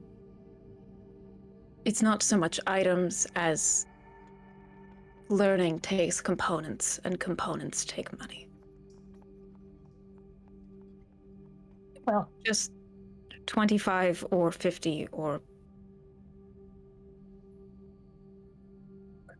I mean, give me a sec. Takes out the thing. It's on the steps, and she's just going, 50, right? Is that enough? Yes. Of course. Pulls out the gold. You got your little bag? I mean, we could have done this right now. later, you know? I would have just... Did you get a cart all the way here?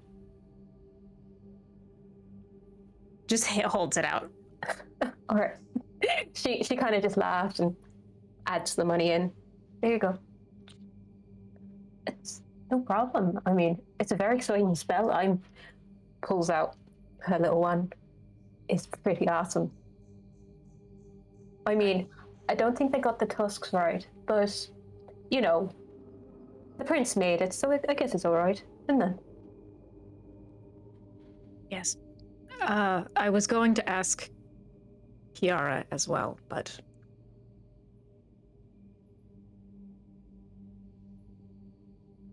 I'm glad you came to me, I guess. Happy to help. Especially to help you make more amazing magic. Especially if Darren is any indication. Right. Nobility can be intimidating. I think Kiara's a softie, really, but I get what you mean. We meet plenty of people like that in the Tome Loft, and they're not exactly nice. Well, I'll leave you to your night. Are you going to be alright getting home? I'm always all right.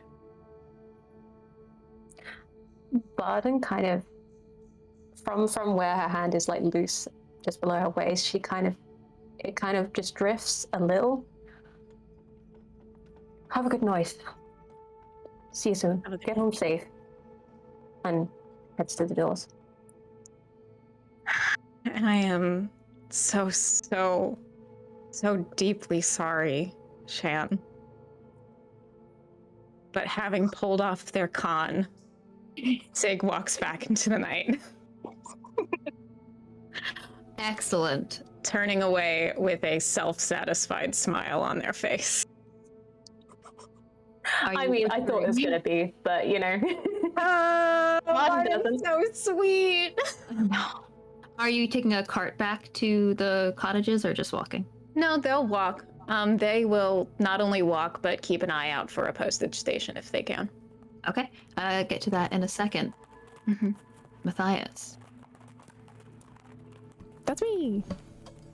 If you want to give me a perception check to see who you see here, is there anyone you're looking for in particular to talk to, or just generally trying to make connections and mingle? No, no one in particular, and we can just, like, it doesn't have to be anything specific. This is purely for, like, what he's doing tonight. He is going to be, in general, mingling with the people at the party. I think that he does a pretty decent job when he needs to of, like, putting on a face and being in society, because he's used to that.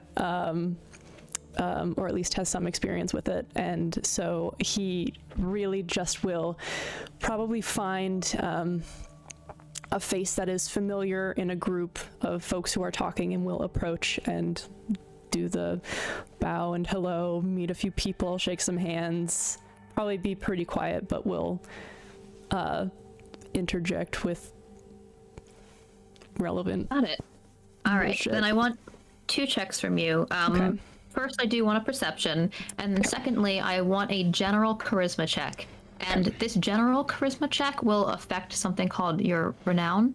I do actually have a few different factions in this world that a few of you have connections to already that I'm tracking, how powerful you are in regards to those factions and how well they regard you, and taking this particular action could increase that.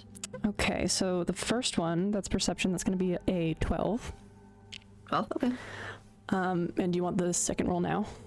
Yeah, flat charisma. Okay, give me my flat charisma. Oh, Jesus. That's a dirty 20. That is significant, Matthias. That will increase your renown. All right.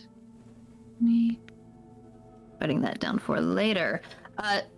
With your 12, generally looking around, talking, slipping your way in here, you do see a few sirs.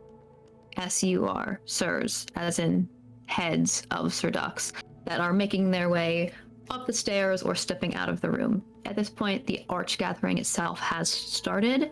There are a variety of conferences that happen, not here in the foyer, but actually inside the main doors. If you want to make your way inside there, that is where, some of, like, heads of countries kinds of thing are, like, figuring out major things. So it's kind of up to you if you're, like, stepping in there. I do think with your general charisma check, you might be able to, like, slip in with a group and actually make your way into the Arch Gathering, maybe listening in to some of these major political decisions if you want to. You do see, with that 12, Sir Korea Fallow across the room.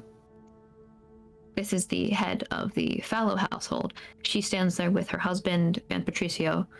This is an elven woman, pale-skinned, hair is done up neatly, tightly in a bun. She wears minimal makeup and dressed modestly, sort of like a veil hood that isn't up, but that she could put up, in a white train that comes over a pale green vest. Sorry, a pale green dress.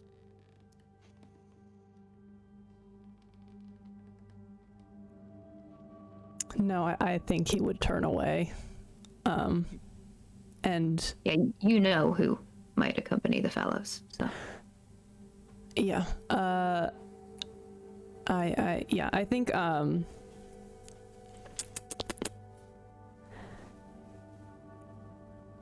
oh, it feels like a real thin tightrope to walk. So I think that he would probably stay turned toward whatever group he has found himself in. Maybe he's with some folks that the order was sort of contracted to help train some of their forces. And I think probably after an hour, maybe hour and a half, unless there is something real cool happening, he will excuse himself and leave. you're able to excuse yourself as you, are saying some goodbyes, some greetings, looking towards the door. You see entering the foyer. Pale skin, long dark hair. Sort of a blues and white armor. Your father and your mother. They step in and enter the doors. As you look towards them, you're able to look away. You don't think they saw you, but it looks like they're heading over to the fellows.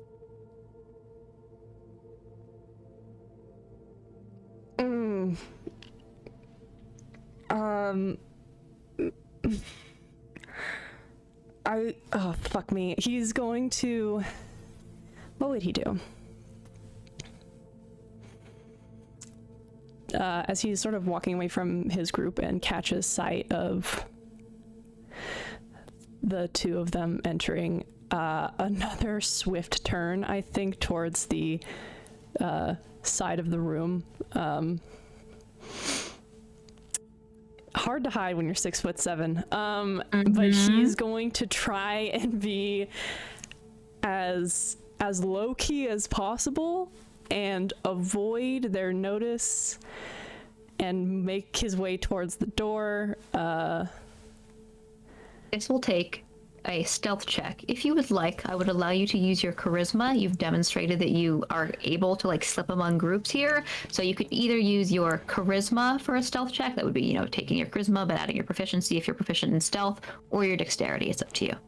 No, I believe I technically have have disadvantage because of my splint armor. On stealth, yeah. So using your charisma would allow you to not have disadvantage. Okay. That's about not being heard and more about appearing natural. Yeah. He'll try that. Let's give it a little go here.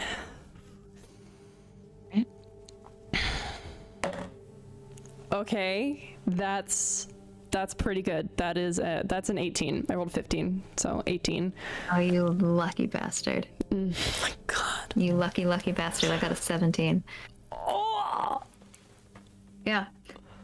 You can slip along the edges of the hall, mingling with groups. You do see them. The two of them go up to, incline their heads to Sir Fallow and her husband. And then they begin to ascend the stairs together. You see your mother and your father falling on either side. Your father a little bit closer. He's wearing more armor. Your mother behind.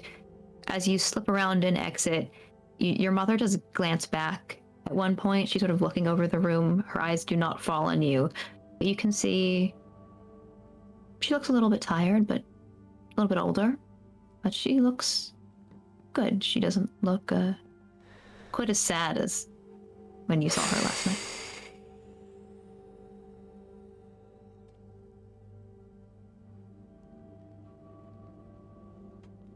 Yeah. And you step out into the night. Mm-hmm. Slip out the door. All right. So, Kiara, Matthias, Oesh. At various points, I believe you guys would probably make your way back to the cottages. Is that right? Well, I was wondering if if there's an outdoor part of the party, does Matthias see it? I'll just walk out. God. Kiara's fucking topless in a ditch somewhere, just. I don't think so. Not a ditch on a table. Excuse me. I'm kidding.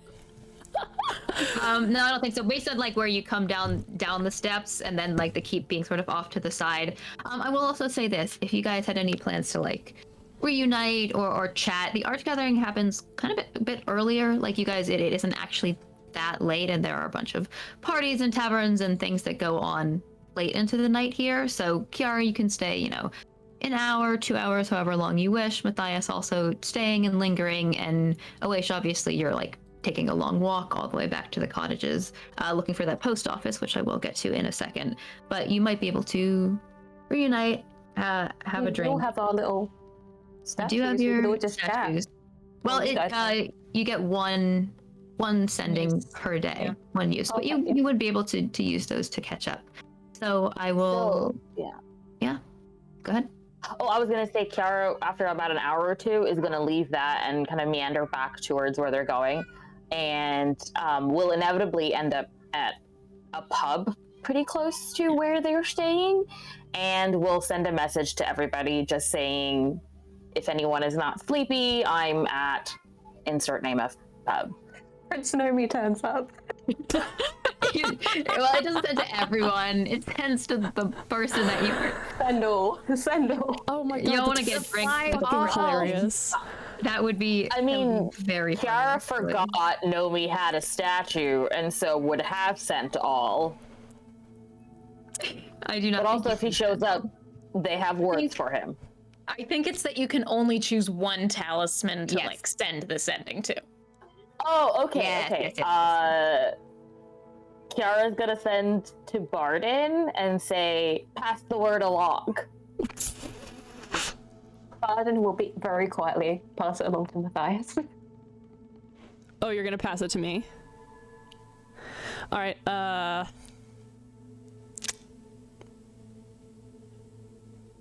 Y'all are having like a figurine group chat about where. Yeah. One way. Well, Telephone. I either pass We it are to playing a game of telephone. I either pass it to Taz, who is likely either crying or asleep and probably won't want to come out, or I pass it to Oish. So I think that between the two, I'm probably just gonna go to the bar and not say anything to anyone else. Amazing. Amazing. Okay. So the closest one. They didn't show up. Weird. The closest one to the Horkle cottages that you would probably find, there's the factory district. It takes you a while of wandering around. There are some college bars that all look very distasteful. So I think what you end up finding, Kiara, and I'm not going to require a check for this just because you're like, you have more time to just kind of explore and look over. You would see, since the Horkle cottages sort of are right on the edge of the college tier, you can actually see there's like, this like salt outcropping that you're actually up on, so you can see down below. And you see on the edge of the next tier, this lovely blue building that has a bunch of like sort of these floating lanterns hanging above it, almost like balloon lanterns. Looks very pretty. Looks like it has a nice view out over the setting sun. And if you make your way down there, you find yourself at the Sky Sea Inn. Yay! Bar. The Sky Sea. It sounds so Yeah. pretty. Yes, Kiara's gonna get a picture of. Which may be shocking to some people that Kiara will 100% get a picture of beer. Fuck But, yes. I Yeah. knew it. Kiara's getting a picture of beer, picking a table overlooking that looks out into the sunset, and this just kind of parked and digging life. Lovely. Slap down a silver for your pitcher. Awaish, as you're making your way back to the They cottage. have money right now. I'll say They'll after slap walking down for- more than a silver. Fuck. Yeah, no, take it away. After walking for a little bit, I'll pull the figurine on it and send a message to Oish. We're going to the bar. Aw. Didn't commit to the bit. Cool. You're looking for a post office, right? Yes. Oish will hear it. Do you say to pass it on to... No, I'm not gonna bother. No, you don't say anything like that? Okay. Okay. Keep looking. Wonderful. Wandering around, you do see, since you're just generally familiar with kind of the mail system in this world, you can follow, some buildings have like, some just homes will have like structures on top. It looks like they were kind of added on, you know, like a wooden post that comes up to the side with these nests where like birds that are passing mail between and among the city might be able to rest, sort of like a, you know, public thing. And you know that following those, the more prevalent they get, the closer you get to an actual post office, because there tend to be like roosting areas around there for some of the male birds. You come upon, I believe, would be in the college ring as you're making your way back around the Silver Study towards the Horquill, a post office that looks almost like a massive bird house. It's like this white wood, probably harder to find here, so like built up over time. That's kind of like patchy, almost like the branches have been like crossed to create a sense of netting, a sloped roof, and just like a bunch of these posts that are up, like nests that are on top. It is slightly covered with white bird droppings, but the salt that is caked onto the roof of this building actually helps to hide some of that. It is very quiet around here. Most of the celebrations that are going on for the Arch Gathering are taking place above you or to the sides of you, but it does look open. As you look towards it, you can see some kind of flickering light on through the two front windows. I will enter. You enter the Okra post office. As you step inside, this is a smaller building. There's a front counter, and you can see behind this little front counter, sort of like comes out like this. You can step to the side. There are a bunch of, there's just like walls of boxes. And some of the boxes have little nests in them, and there are these little like canaries and little pigeons and little birds that are sleeping in some of the nests. And then some of the boxes just have like mail or packages. You step into this room and you see a human woman. She's got like sort of like loose curly hair, of a slightly warmer skin tone, and just covered in feathers, like every inch. So she's like a little sweater on, and like a pair of high-waisted pants. Just like her hair, she's like got something stuck to her cheek. Her hands are ink covered, and she is looking down, sitting here at this desk. Appears to be sewing or weaving something absentmindedly. It's very quiet in here, except for the tweet chirp. Greetings. Oh, hi. Do you have secure ways of sending money? Yes. I didn't think anyone would be coming in tonight. Just give me 1 second. And she like puts her sewing away, and she, you know, rustles around under the bar. And okay, here we go. Pulls out 1, 2, 3 kinds of wrapping paper. There's like a sort of a warm brown regular wrapping. There's a pale parchment wrapping that has like some writing on it, and then a dark wrapping that is looks to be inlaid with some kind of blue runes. Yes, we this one is the most secure. This one is just regular. How much is the secure one? It depends how far you're sending it. It usually adds, I think it's something like 1 silver for every 30 or 40 miles.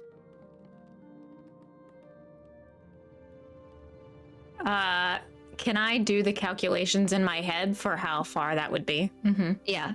Knowing where you're sending it, I'm gonna give like a rough estimate. You probably need to slap like 10 gold onto the price to make sure that you're getting it all the way there, because call it 8 gold. 8 gold, actually. Okay. That's fine. Oh, yeah. All right. Let me see. Oh, okay.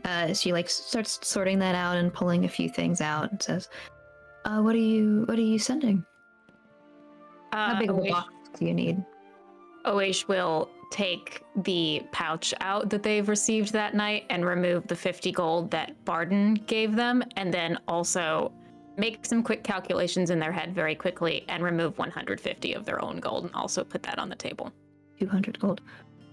Oh, wow. Okay. So she'll like pull out a little box that you can like put the pouch and the money in, and then begins to wrap that up in that dark wrapping paper. As she like closes it, she pulls a feather just like off of her sweater and places it on top, and you see the runes in the paper glow slightly and then fade away. I'd like to send a note with it, if that's all right. Oh, absolutely. Pulls out some parchment, slides it across to you. And do you need a quill? Here. No. Oh, all right. And Oish summons the quill and then also takes their hand out. It's the end of the day, so sees that their hand is kind of shaking even more than it was this morning, especially after that fight. Furrows a brow in frustration and conjures a mage hand. And writes out this note, which says, Magnus, if I find that you have spent this money in any way other than the way that I have laid out before my leaving, I do not care how far I am in the waste. I will find you, and your punishment will be swift. Spend it in the way I outlined. And then just sign it, Sig. You can secure that note. She will add it onto the package. Sort of like looking behind, sort of like cooing sweetly to these birds, and then pulls her hand back with an owl, tawny owl, on it. I think you will do. Sort of like brings it over and begins to attach this little box, little package, and your note onto its back with this cute little like leather satchel harness. Wonderful. Have the address. Anything else I can do for you? Could you check and see if there's anything from me? Ooh, what's your name? Uesh Sigurdesh Guzmanvesh. Well, okay. Let me take a look. Starts like going through the boxes, scanning. Oish. I don't think we have anything under Oish. Maybe a nickname or Try Sig.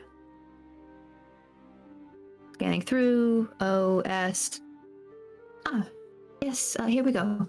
And pulls a piece of parchment out, a folded note that she takes over to the front desk and hands to you. You can tell this paper that she hands to you, it is wrinkled, folded, stained with whiskey, and it smells slightly of lotus perfume.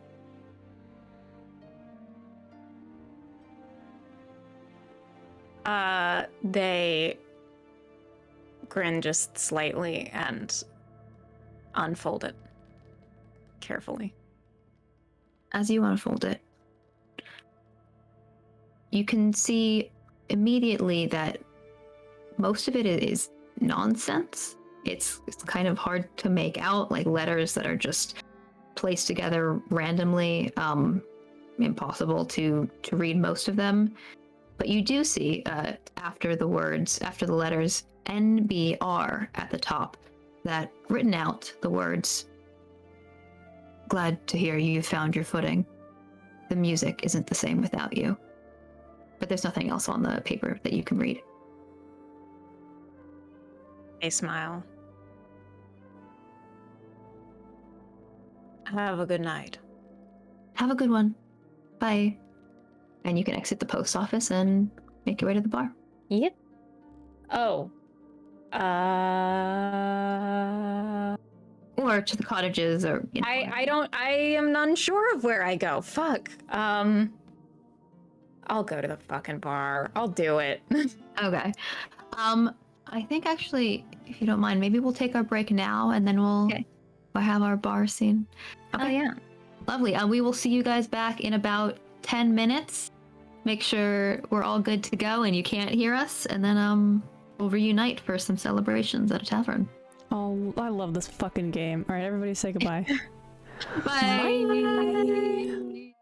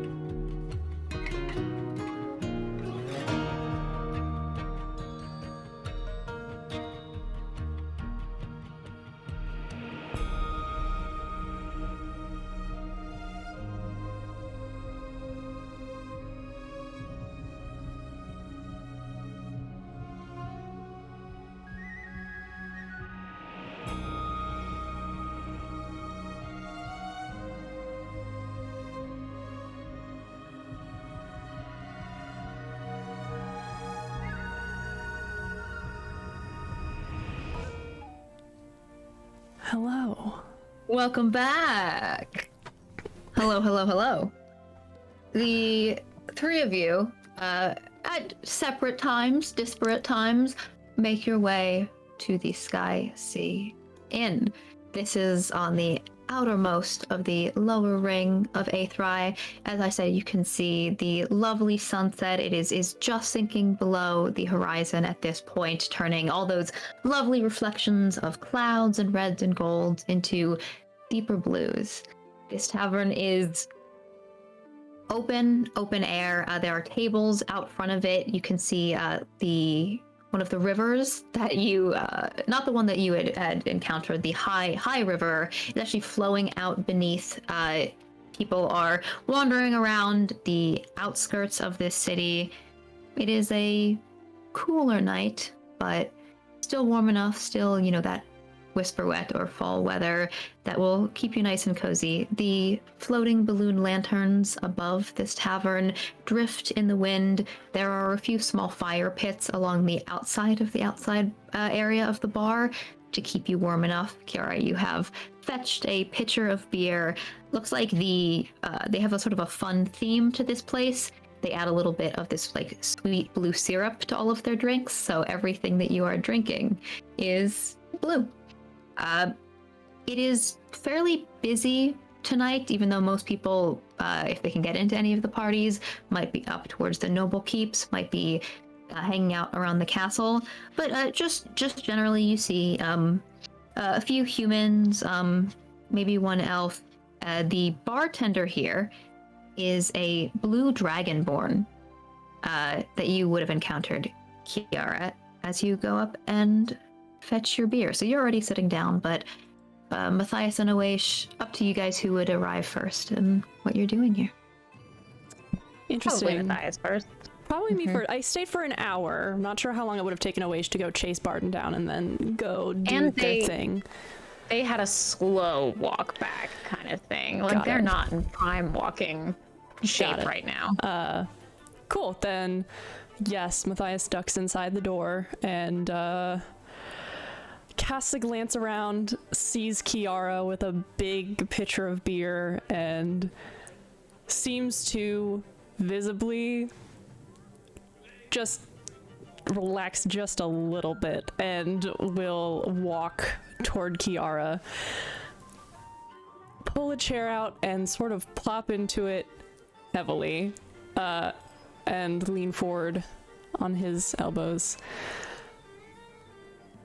Thank you for the invitation. I think that I need this, actually. Did you go back to the the inn at all, or did you just come straight here? Oh, no, I just came, well, not straight here. I took a couple of fun detours, hit up some interesting things along the way, and I just thought this might be a nice way to wind down the night. Oh, well, how are you liking this I ended city? up in a bordello. Oh. Oh, well. I'm pretty sure Matthias would know what that is. He's been around. Yes. Matthias, you know the Bralden family of Sir Dux. The Bralden family of Skyhome is pretty interesting group. They're a bit of an embarrassment to some of the other noble families. They're very rowdy. They throw a lot of parties, and their main merchant export is they make salted perfumes. And make a history check. I swear to fucking God, if it's salted lube. That is a 17 minus 2, so that's a 15. 15, and you also know that the Bralden family are the ones who make some of the drugs that some of you partook in last night. You went to the bordello. Well, did I go there or did it happen upon me? I'm not entirely sure. I was walking, I heard music, one thing led to another. There was, everyone was going in, so I went in, and of course you did. It was a good time. It almost always is.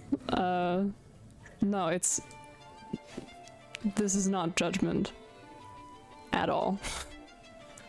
I was going to say, based on, you saying you need this, I think my party might have been more fun than yours. I'm almost certain that it would have been. Maybe not for me, but this is a little more quiet. Fair. It's important to have balance, I've been told. You got to have your quiet moments with the loud ones. But hey, did you rub all the right elbows and kiss the right babies and whatever it's called? No baby kissing, actually, but definitely some elbow rubbing. Okay. And I think it went well, all things considered. So. Good. Excellent. Hopefully this means they won't let us die out there in the wastes. And actually have reason to help us should we need it. Good news is that my mentor, Vice, the Scarlet Aster, will be accompanying us. Oh, that's who she is. Back into the wastes. Yes. Nice. She, yes. So it'll be nice to have I hope somebody she else was impressed. who knows. Do you think she was impressed by our performance?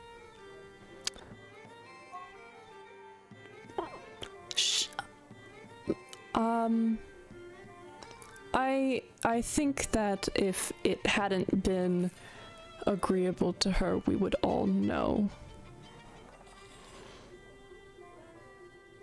Okay, so that's not exactly a ringing endorsement, but you did explain to her that we were just blindsided with the fiery jerk who tried to kill you, right? Like that's... I you think didn't die, we prevented you. She was about as blindsided as we were, so. Oh, okay. Well, at the very least, I don't think that she anticipated to be on the wrong side of that bubble. Fair. But hey, we kept up with her, and for that, we deserve credit. We do. You did a very good job. And if she does not give us that credit, well, I hid really well, I know. But if she doesn't give us the credit, I will have a word with her, because you did really well, and so did Oish, and Barden's like cold anger. That was delightful. I hope I never make her angry. Me as well. Yeah, I think at that point, Oish, you can enter if you'd like. Yeah, just walks in, takes a seat beside them, sets their quarterstaff against the bar because they're in a place where if they put it on their shoulders, it would be a mess. And then just puts their hands back in their skirts.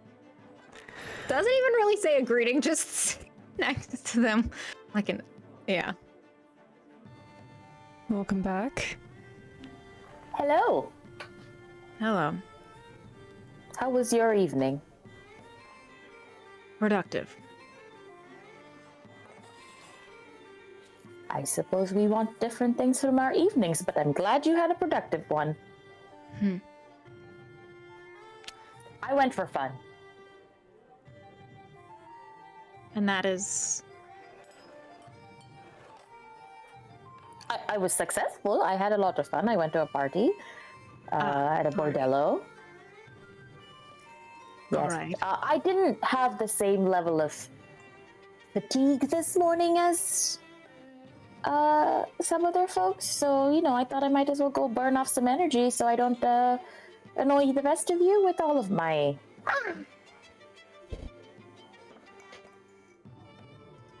I might go sit down at that table over there if everything's all right. Do you want a drink first? Gesturing at the pitcher of beer. Yeah.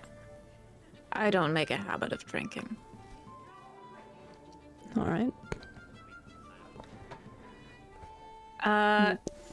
We're just gonna go sit down and try to decode this note. Yeah. Well, you can give me an intelligence check. See how long it takes. Yeah, see how long it takes, actually. I know you do decode it, but see how long it takes. Straight That's a nice intelligence. Yeah, straight in. Or you could use, I think you would be... Straight I can't, I don't know if, I don't know if I could make an argument for using Arcana or like Nah. history. I don't think so, unless they've studied encoding. Well, yeah, no. Okay. That's a 17 on the die, so that's a 21. So I think it doesn't really take you that long, even. Maybe like 6 or 7 minutes pulling it together. Yeah, I want to say what happens is that they sit down to work on it in the way that they often do with things. They take Darren out and they flip to an empty page kind of thing and start their work, and then get so absolutely laser focused and engrossed that everything else falls away from them, even like the pain that they are experiencing. Nothing but what they are working on, and that is how they finish it so quickly. Would you like to keep the contents of this letter private, or would you like me to read it out? For the stream? Absolutely read it out loud, baby. Okay. Sig. Glad to hear you found your footing. Music isn't the same without you. You walk among lofty fools. If you walk with Fulcrum, I hope your spells have not dulled in all these years. We will find a use for them. Tell us what port you next make berth at. Resources for further enlightenment en route by water. Although the storm has passed, your old friends say hello. We are sorry. And it is signed, Rook. Awesome. So, Oish reads the note kind of with a small smile of victory as they have figured this out, and then their eyes light on the particular phrase, "The storm has passed," and the smile fades from their expression. And then they look up, cast Prestidigitation to summon a small flame, and burn the note.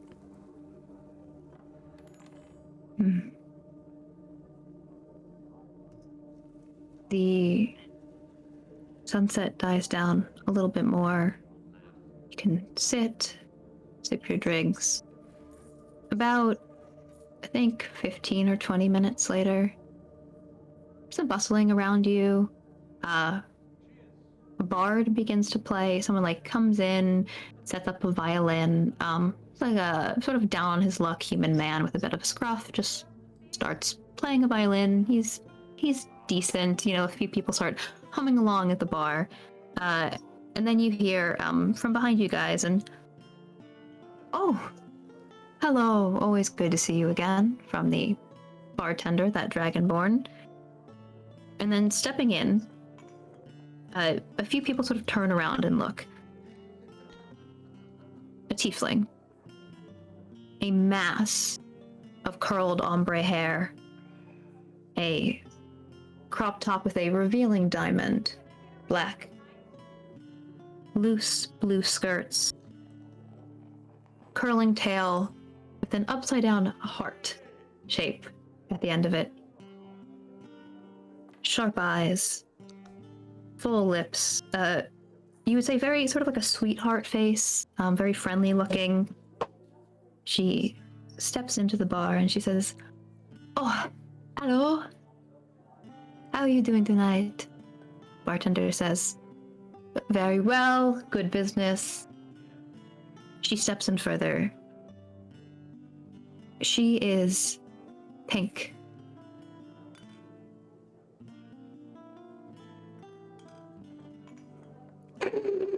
That's it. She You're is, just giving them yes. a moment to hold their faces in their hands just to get it together real quick. Yeah. Jeez. A few people glance up towards her. Looks like she's recognized here. There are some waves. She passes between a few different tables. You see hands sort of trail over shoulders, bends down and gives someone a kiss on the cheek in greeting. Even the bard, she'll go over and sort of like give him a little friendly half embrace. He says, "Always so good to see you, Miss Beloved." And then he continues playing his violin, sort of stepping around the room. Her eyes light on Matthias, Kiara, Oish, and the eyebrows go up. "Oh, hello there." I think she steps over first to Matthias and Kiara. Oh, I was gonna ask if Away should come back to sit with us. Oh, yeah. Yeah. So then, 3 of you. Hello. Hello. Good evening. Good evening. I do not think I have seen the 3 of you at this bar before. Oh no, this is my first time. I've been here to the city before, but perhaps not to this bar while you're here. No. She extends a hand. We'll absolutely take that hand and just kiss it. Do it? Yeah! It's wonderful. Well, Kiara I does the love it. same. Oh, yes. She gives each of you her hand. Oish as well. Oh God. Lick it. For the first time, Awage is kind of just like hanging back a bit. And as she does that, as she extends the hand, just casts prestidigitation and conjures like a very small like object on the back of her hand very quickly, just like a little metal flower, and then it just poofs away after like 6 seconds. Oh my gosh, was that magic? It's wonderful. Yes. Where did it go? It's not real. Oh, I see. How interesting. Are you a spellcaster of some kind? Yes. Oh my Oh. God. How interesting, how wonderful. Do you mind if I take a seat? Matthias will Oh. quickly scoot over. Oh no! Oh, Have a seat. I have to say, I saw you all. You seem like quite an interesting group. Do you mind if I ask your name? Matthias Markart. A Nice to meet you. pleasure. Will incline his head. God. I'm Kiara, and what's your name? Yara. That is a beautiful name. I am beloved. That is also a beautiful name. Thank you. I have to say, your Thank you. hair. It is. Do you mind if I? It is beautiful. Oh, sure. It's very. Kiara just leans over, I guess, and She like offers her Strokes. hair. strokes her fingers through your hair. Oh, it is so soft. Why? You seem well Thank known you. here, beloved. Well, yes, I know a lot of people. I am very well known. I get many letters.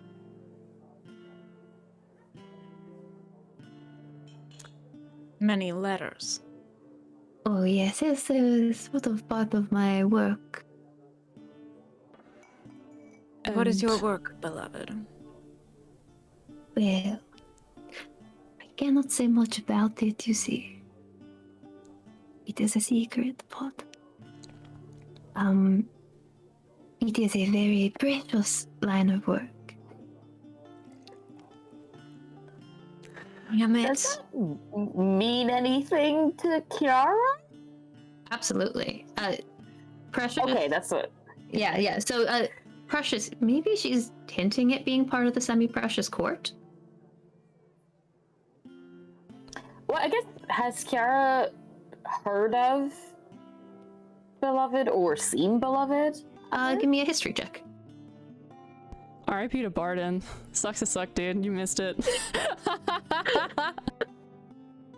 Why do I keep missing out on the cute encounters? It's not fair. Natural 20 for a 22. Natural 20. Interesting. I think you Roll 20 might have tonight. seen her one time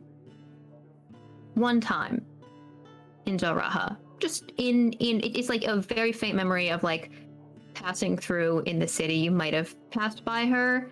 You don't know her very well, although it also brings to mind there's like this old song as well. You're not sure exactly where it comes from, but you have this interesting moment of like song, and then you thinking back, that the song you were listening to in your dream, the song that you were like, people were dancing to, there's this fun story about, well, not a fun story, it's a sad story about, it's called My Beloved, about a tiefling who passed away from heartbreak after she was scorned by her lover of a long time.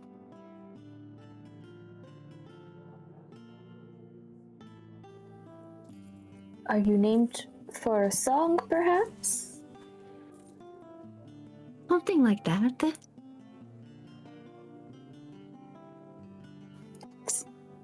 Truly a wonderful name. Thank you. Well, I try my best to embody it, you see. And what was your name, Spellcaster? Yes, I believe you hadn't received it yet because I hadn't given it to you. Oh, a secret? I'm in the business of trading them.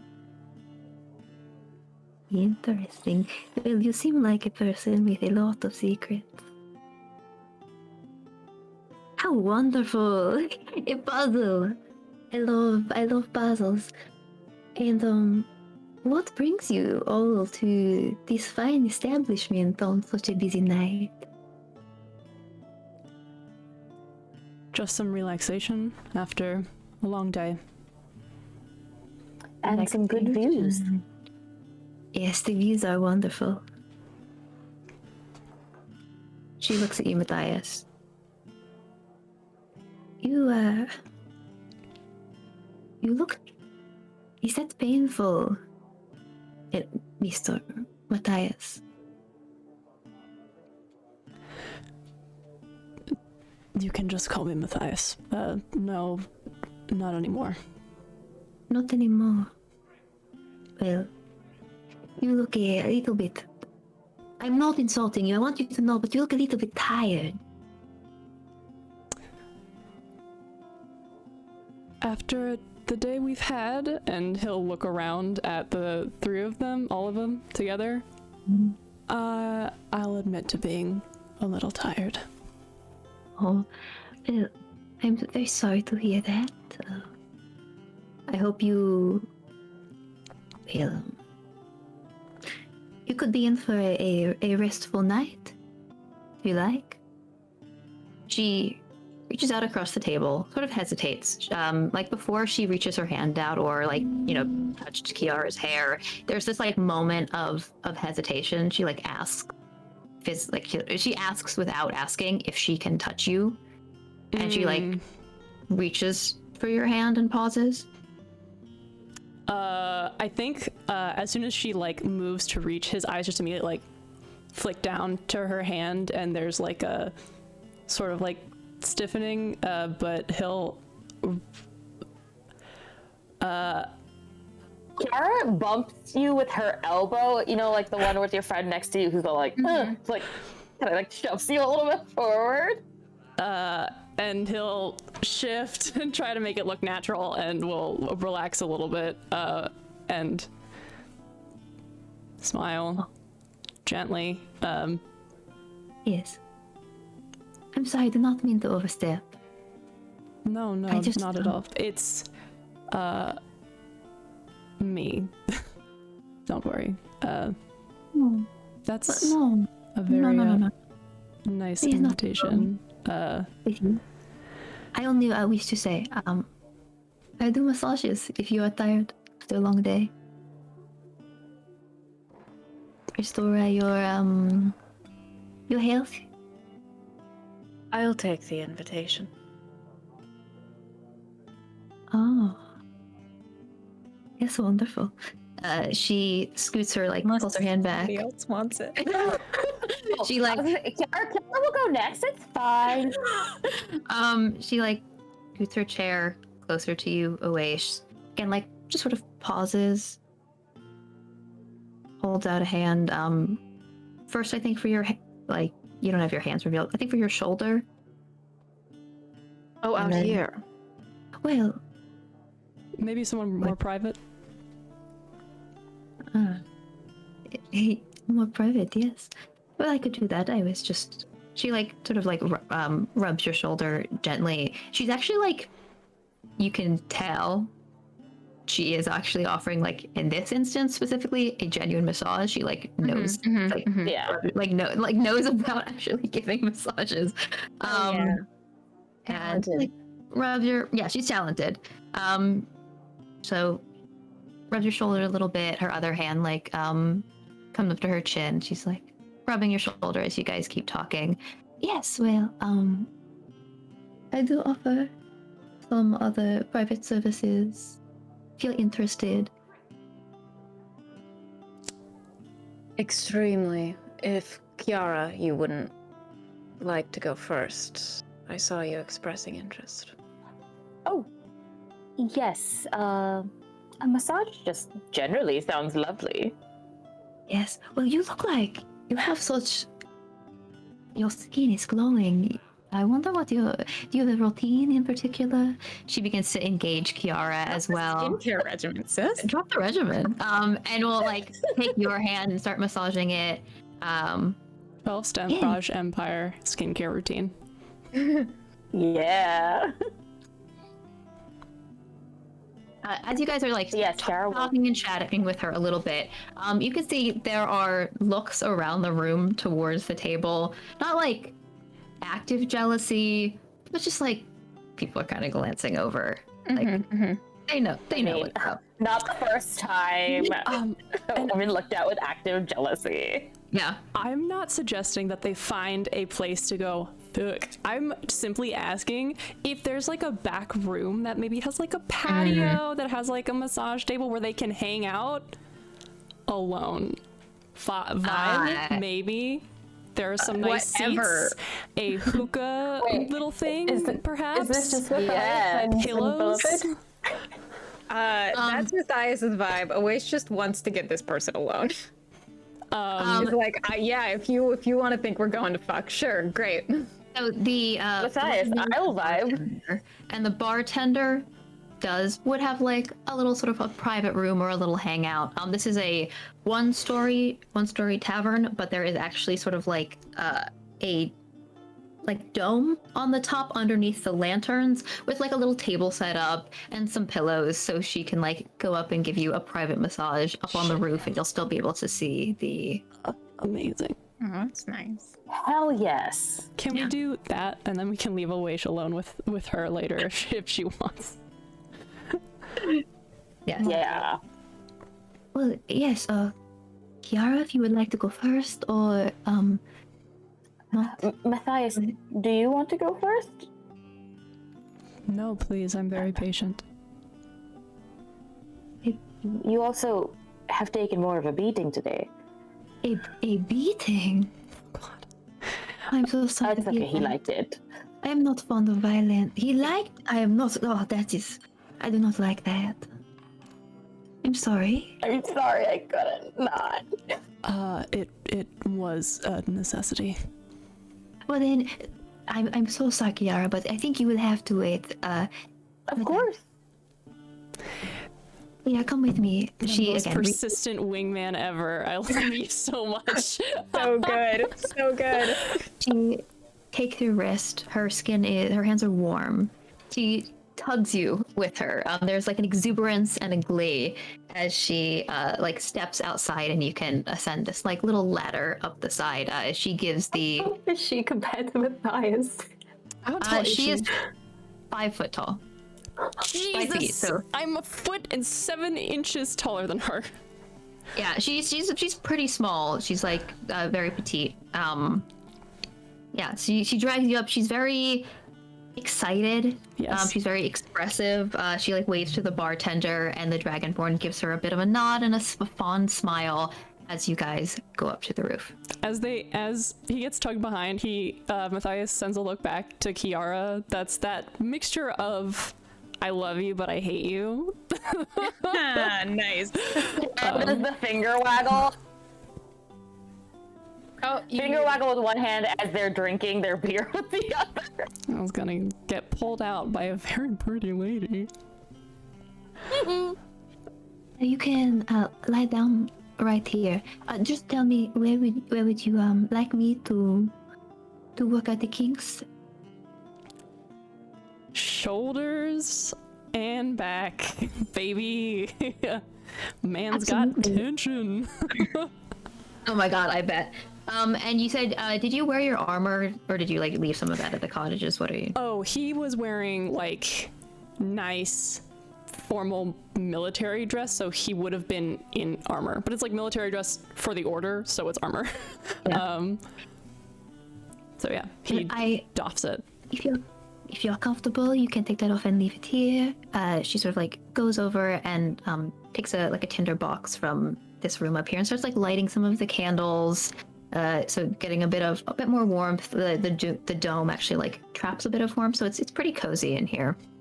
And she slowly begins to massage some of the tension out of your shoulders. I think like starting with your hands going up, so you can like lie down here and relax and see the sunset. Oh, what is your story, Matthias?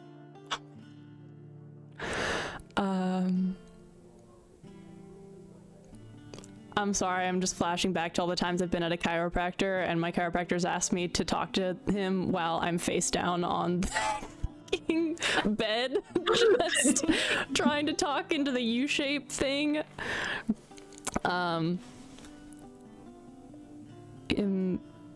Not too exciting.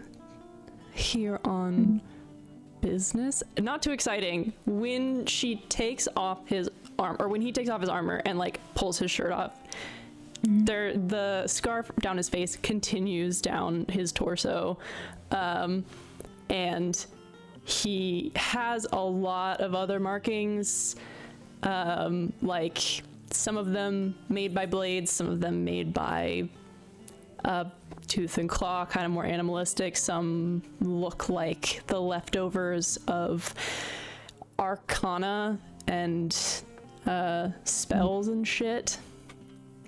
As he says, not too exciting, simply here on business.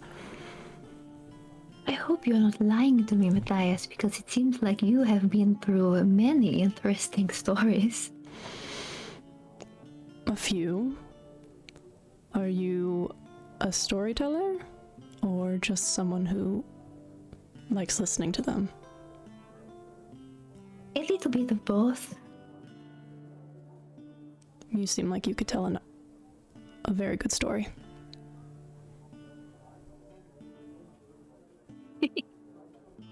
That is a very nice compliment. I meant it. Well, maybe you first. Presses, you can feel like your shoulder relaxes. She presses a little bit deeper.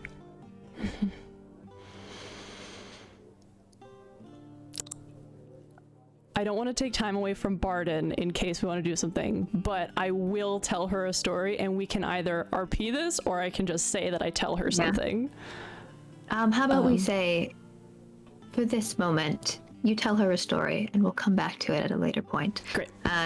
Tell her a little bit about yourself. She finishes. You feel some of the tension just in your body relax a little bit.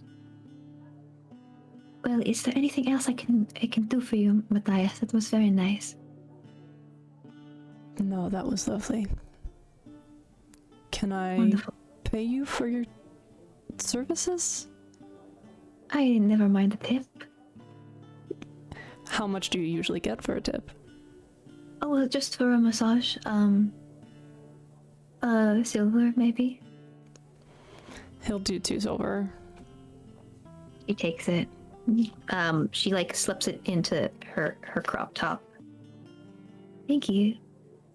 I think we will go back downstairs. I wouldn't want to take you away from your interesting companions. Thank you. And we'll give her hand a kiss again. And You have to love me. we'll go back downstairs. Yeah. I think before we do the next beloved scene, Barden. Arden is just in this place and just gets this strange feeling that they're missing out on something. This is about an hour and a half ago, as you. Okay, fine. Not yet then. Oasia's departed, and you can make your way into the Silver Study with your key. Have you been here before? I think only once. Mm-hmm. I think maybe she was in the city and Lord, like Fair Silverhawk didn't want to go take something there himself, so she took it for him. Yeah. All right. So you actually have been here before. You can unlock the doors with a key. This is a private study, but it is a place where she does keep like some interesting books, and he tends to have meetings here. Normally, some of the servers would like have meetings in their grand keeps, but this is just little private study.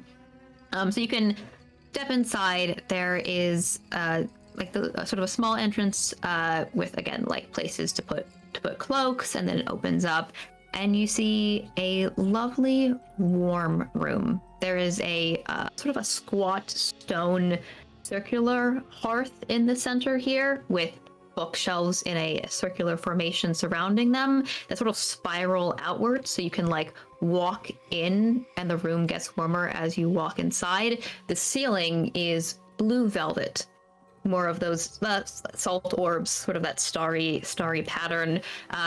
On the bookshelves are not only just interesting tombs, but you also see lots of these little figurines of birds. Looks like he maybe collects them. Just like interesting artifacts. Some of them are like sort of set in with like a little sort of glass or salt pane, so like you couldn't just like pull or tug off. And as you wind your way in towards the hearth, you eventually come to just a bunch of like big comfy chairs that are set around it for reading. There's one that's like a little bit bigger, pulled a little bit closer to the hearth, that's of like a blue velvet, but it's not like a throne or anything. It just like looks like the comfiest reading chair here. You can always tell that one's Sirens. It's the right blue. I think you have to probably wait for a bit before he gets here, so yeah. I think as she waits, she'll pull out one of her bits of paper and just start writing her letter to her dad. Just get a start on that and just like what the hell's been happening, and do the odd sketch alongside it and wait. You wait. I think it's closer to like 30 or 40 minutes, so you're able to finish your letter or do some light reading, whatever you would like to do here, before you hear sort of a ding, da-da-da-da-da, like a bell chime, and then it echoes slightly, like it's being enhanced in some way. Hear footsteps coming closer, the doors shut, and then Siren steps into this cozy study, walks over to his blue chair.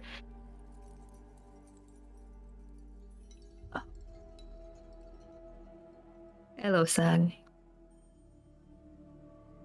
Hello. Nice to see you. It is very nice to see you as well. I'm God, those things always give me a headache. Not the expedition, but I thought you liked mingling. well, I'm good at it. Oh yes, there's the difference. She goes, she goes to sit in a chair like closer to him, like just sits down comfy. I wouldn't. I do enjoy mingling. I guess I have to admit that. It's just some of those folks, bit distasteful, and they're always fire and steel and this and that and yeah, can be a bit much, I imagine. Anyway, yeah. Wars brewing between the Osley and the Raj as always, and God, those folks are always trying to push the borders.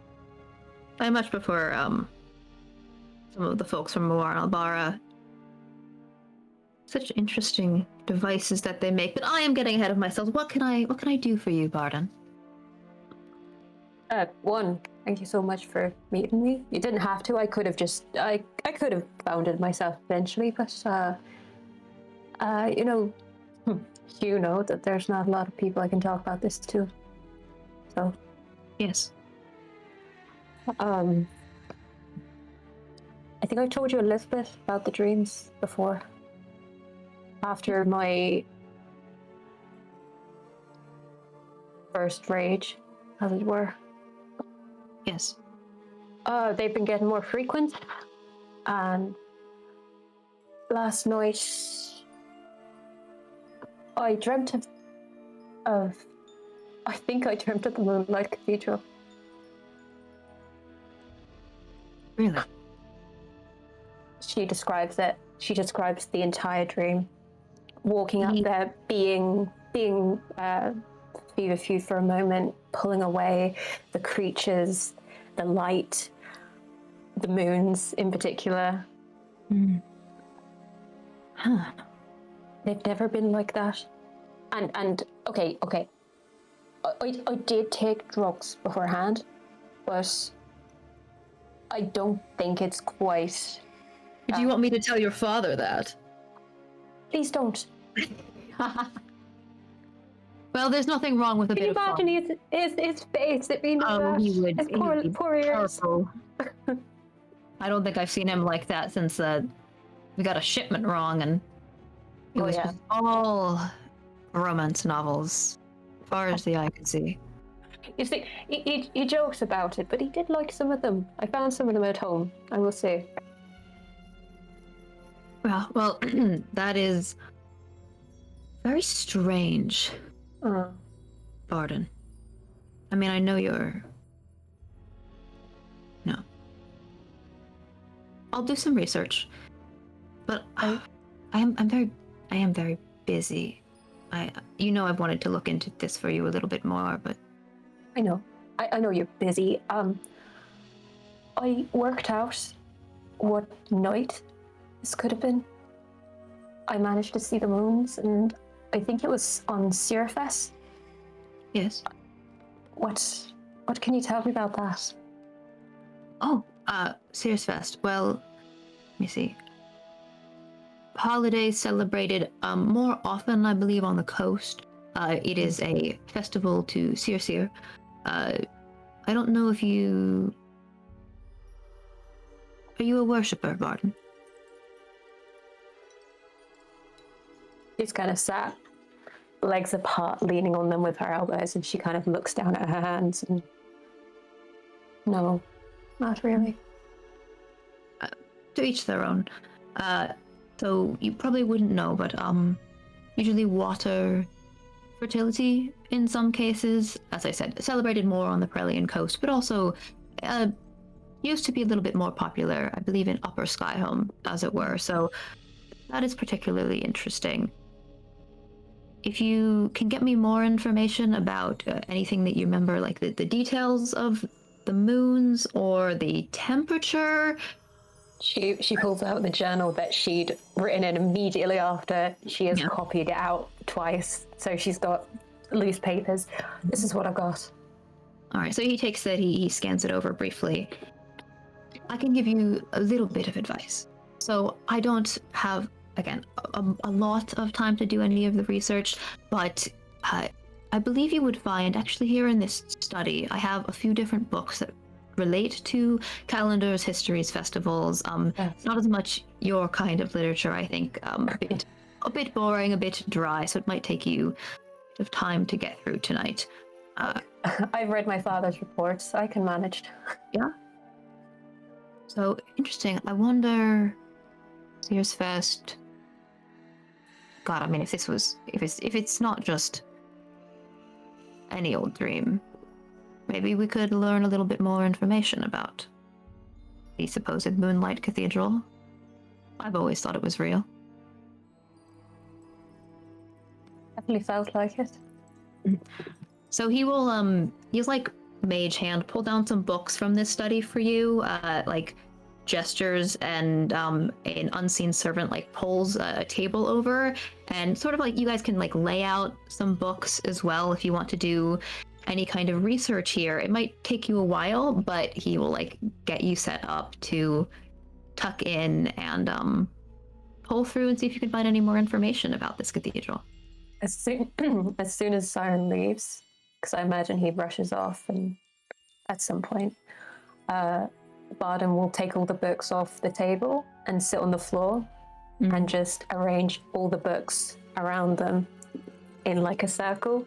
Just the pages all open, and she's just staring at all this information. All right, let's give it a go. And that's Barden for the night. Yeah, I think it's gonna take you a while to get through. You can like sit down, do a bunch of research, but that's where we'll leave Barden for tonight as we sweep back across the ring over. Just reading. The sky see it. Oh, Barden. Love that nerd. Beloved sits back down with Matthias. She's smiling contentedly. At the table with everyone, right? Yeah. Get back. Yes, hello again. Oh, Kiara and hi. the secret keeper. I can attest that her skills are unparalleled. It's very kind of you. Excellent.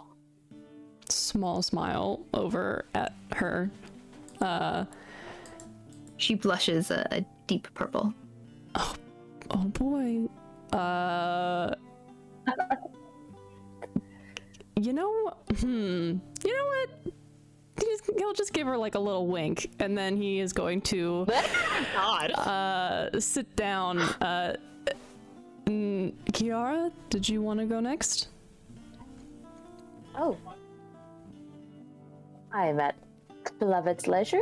Whenever you're ready, I am. My evening is yours. Yes. Oh, please. If you will follow me, I will take you up. Where did you get? And she's like, she just keeps like pointing to bits of your jewelry. She's, very complimentary, but again, you can kind of tell that she like pulls it back if you seem uncomfortable. She just like matches your energy very well, like, you know, kind of adjusting to how much you respond and how excited you are. Very good at that. Exhorts you up. But what can I do for you? Are you feeling tense? Anything you want to get off your chest? I'm honestly, I'm having a great time. It's been a great night, and you know, it's been, I'm not exactly tense, but it has been a rougher few sleeps than usual. So, you know, just more of a maintenance situation. Maintenance. Well, if you like, I could braid your hair, maybe. I would love that. All right. Well, if you sit right here, and she sort of like goes through, again, like the candles are all light, as she's like bustling around a little bit, and like, you know, maybe like washes her hands in some water as well, comes back over. So any particular fashion that you like? I do not know as many styles from different areas, but I have a few tricks up my sleeve. I could braid some bells. Dealer's choice. I trust your capable hands. Thank you. It's very nice. She begins to braid your hair. In this, I believe, a style that you're not as familiar with, but it's more traditional to Skyhome. So it's Ooh, okay. sort of like, I think you might, well, again, you're not as familiar to it, but if, when Kara comes back down, I think Matthias might be like vaguely familiar. This is a style that's sometimes worn by some of the, people who work in the sky flats. It's a very, in some ways, modest, but shows off a certain level of skill as well, in that it keeps your hair out of your face as you're working, but it trails down very nicely, almost in sort of like a fishtail shape. And often this would be worn like with some like salt crystals or like little crystalline things that she does like pull off of from a bowl and like braids a few of them into your hair. Oh, wow. You are incredibly talented with your hands. Yes, I am. In fact, it's very kind of you. So, Kiara, where are you from? Tell me a little bit about yourself. What about you? Do you have any interesting stories as well? I'm from Abjure, but honestly, my stories are so not interesting that I'm mostly out here to collect more interesting ones. So, if I may, would you mind sharing a story about you? You seem to have seen so much more of the world than me. A story about me? Well, I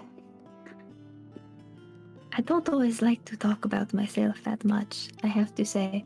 I'm very interested in other people, in hearing what they have to say and making sure that they are comfortable. Yes, but who takes care of you? Well, everyone takes care of me.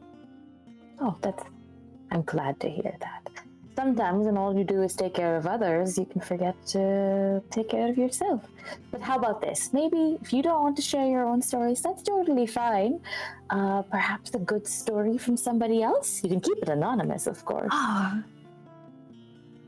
Yes, I think I could do that. I think I could. Let's see. So, I know a singer, a player who dances, who struts. There's a sadness in their heart, though, a deep sadness. I talk to them for a long time. I say, but your music is so beautiful. Where does it come from? And he says, I take all of that sadness and I make the world more lovely. He said, oh, that is wonderful. I will learn from you. And he teaches me to dance. And he teaches me his songs. And he smiles. And that sadness, it fades. He's a very nice man. Very friendly. And there's another, I know, an artist, a sculptor, who creates these enchanting, I don't know if you see in this city, many beautiful statues. And this person, oh, they are in love, Gara. And she fixes your braid. They are deeply, deeply in love. And I notice in all of the statues that he shows me, they have the same nose. It is a very distinct nose, Gara. It is wonderful and pointed and so lovely, so much character in that nose. And all of these different statues, if you look around, you will see there's love in that nose. Oh, it's so wonderful. And she tells you a few more stories. Amazing. Yeah. Oh, I love it. Kiara just eats up all this. As she finishes, wraps your hair with a bit of a I think it would be like a pink ribbon that she has. Well, I think you are done. Oh, I wish we could talk forever. Your stories are just the best, but I cannot be selfish with your time.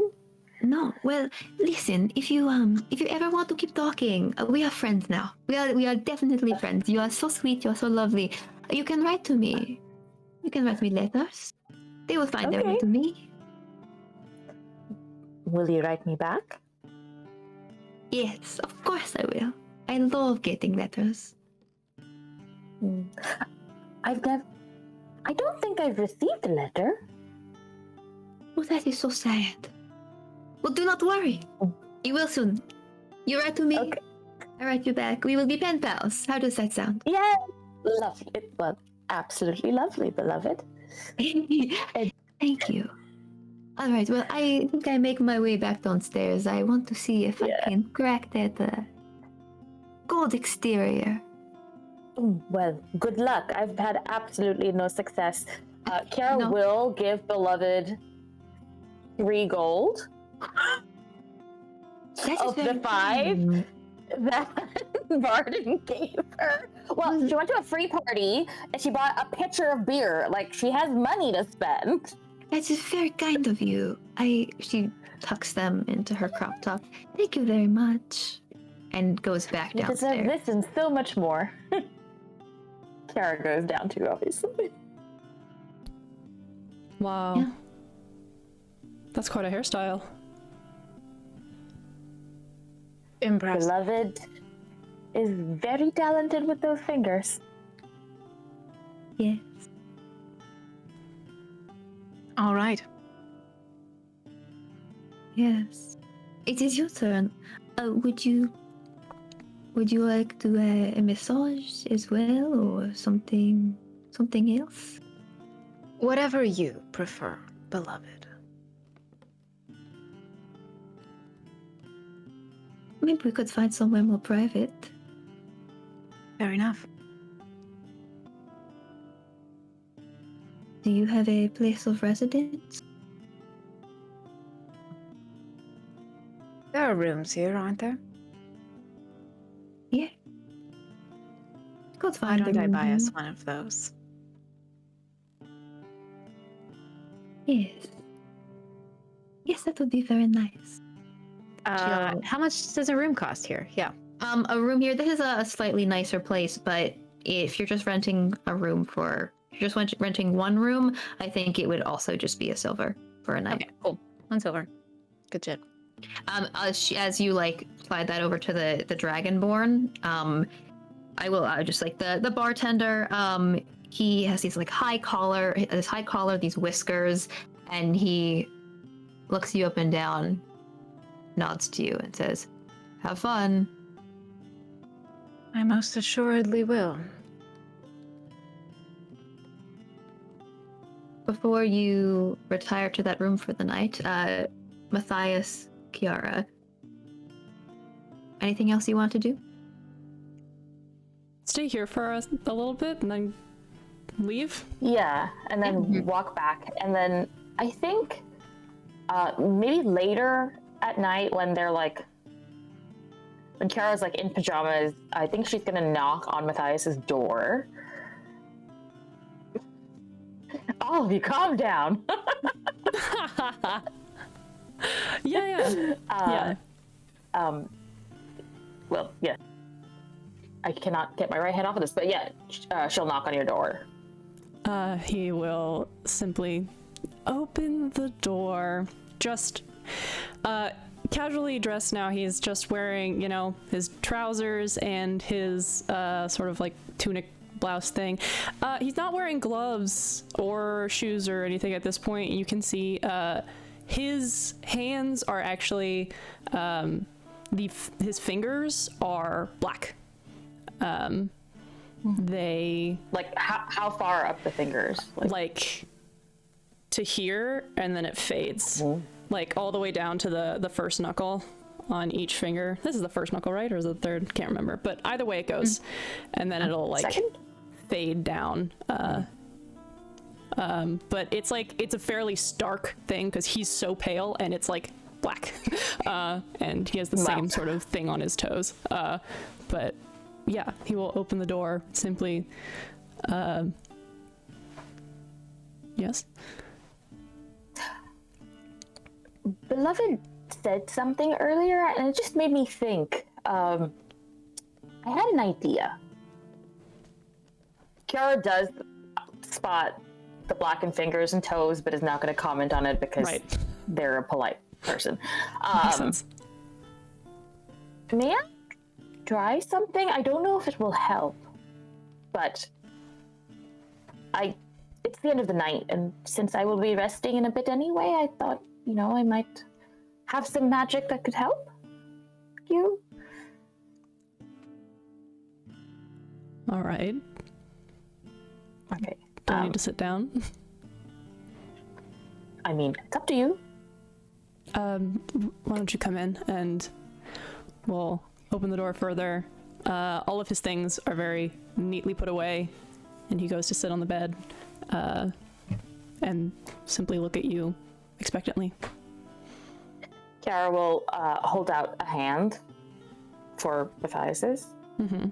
He'll place his hand on hers. And cover it with her other hand and say, I've never done this before, so I can't promise it'll work, but I thought it might. I don't know. I just want to try this. And Kiara is going to focus, mutter under her breath, and cast Lesser Restoration on Matthias. Because she still has a spell slot she can use. I think that's blinded, paralyzed, charmed, frightened. Is that blinded, deafened, paralyzed, poisoned, but it also cures diseases and and combat conditions. Yes, but it's more of a. This is an attempt at trying to see if she can do anything to help the things that seem to be plaguing you consistently. Mm-hmm. Interesting. I guess I'll take an Arcana check, and I'm gonna call this. I think maybe DC 14, and then Sloan, depending on if Kiara does beat that, I'll let you choose some kind of effect. It's a more difficult Arcana check. There's some things that are going on with Matthias that you don't know enough about. Oh yeah, even. Kiara knows nothing. Kiara's just like, I can do this thing. Can I? Yeah, so give me that apparently Arcana can do check. this thing.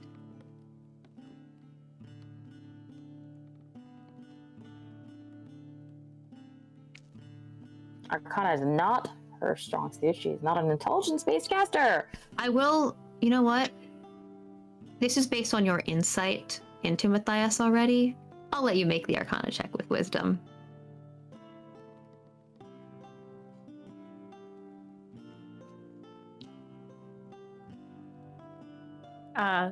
Muted. Well, I rolled a 9, so that did not work. A 9? Alright. So you're still expending a spell slot. You're still putting magical energy towards this. There's some things that you do not know enough to be able to reach. I think maybe there is a sense of a bit of rejuvenation, maybe some of the tiredness that you had from not getting a good night's sleep last night. Anything else you want to add, Sloan? But I think that's good.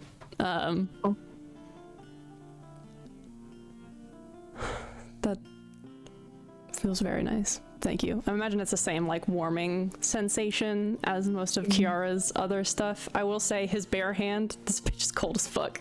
He's so cold. Runs very cool. Especially and his Kiara's hand fingers. is incredibly warm. Yeah, so it's just and he will smile gently and thank you.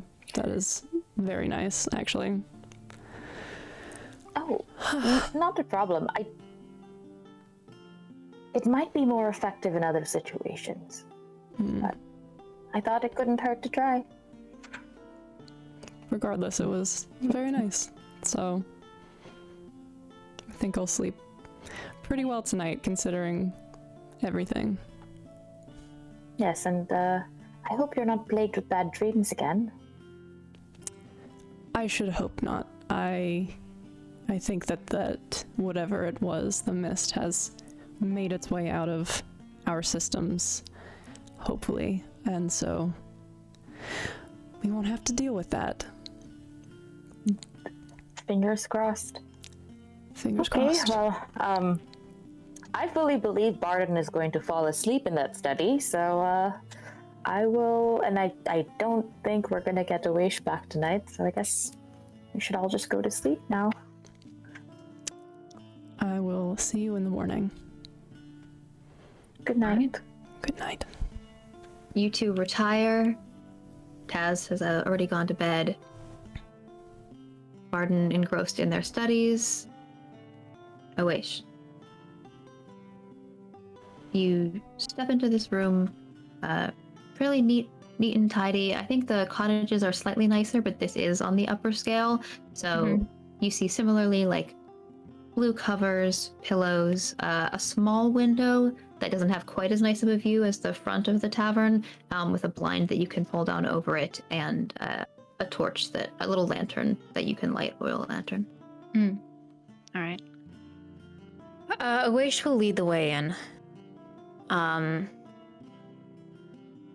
Leaning a bit on their staff, and as they walk in, they say very casually, "You know, beloved, I think you're a good bit smarter than you let on." Well, I cannot tell if that is a compliment, but it is appreciated. I wouldn't necessarily call it one, no. Is something wrong, spellcaster? Have I Could offended be. you in some way? You are very skilled in your act, but I am afraid to say that I don't believe it. Give me an insight check. Mm-hmm.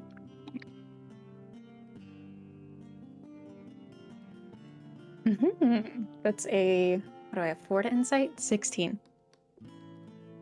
She does look stressed for a second. The smile drops a little bit. The hands that are fluttering around her face come down and pause.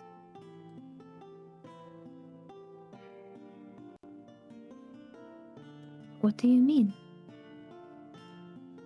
I love it. Who sent you here? Steps back. Send me here, not.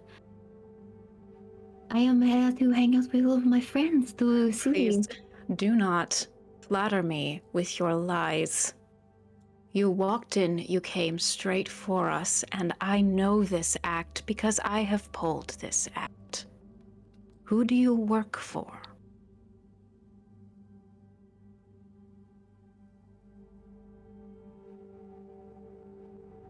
Well, I work for myself. I am a self-employed. You, with the same insight check, she's hiding something, but she doesn't seem to be lying about that. Okay. She's a little, you can tell that, not like, lie detector, but she says it like she's proud. She there's definitely like she is proud that she's self-employed. Fair enough. But you're hiding something. You have not even told me your name. You are too interested in knowing it. I'm very sorry. I did not mean to overstep any boundaries. I simply offer happiness and joy where I think it is needed.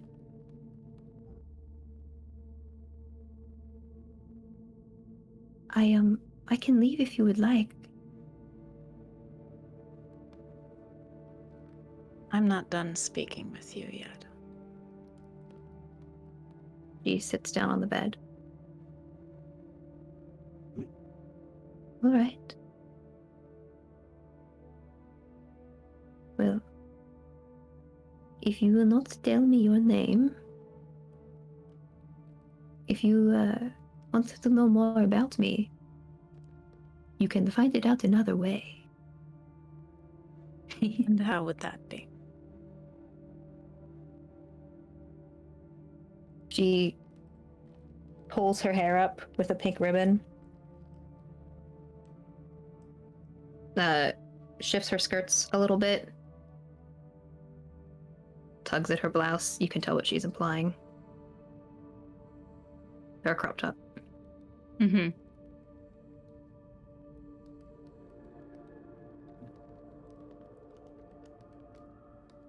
And what would we speak about while we did that?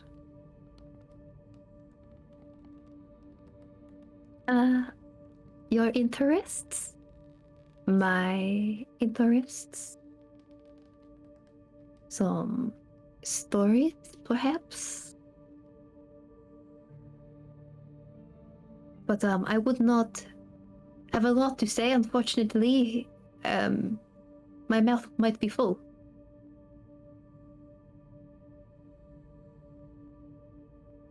I don't typically allow that. I think you would be fine. All right.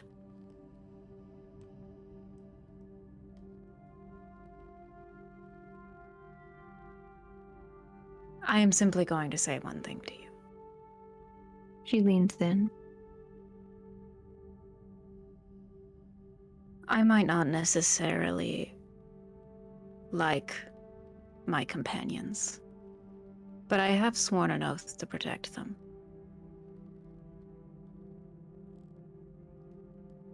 Stay away from them.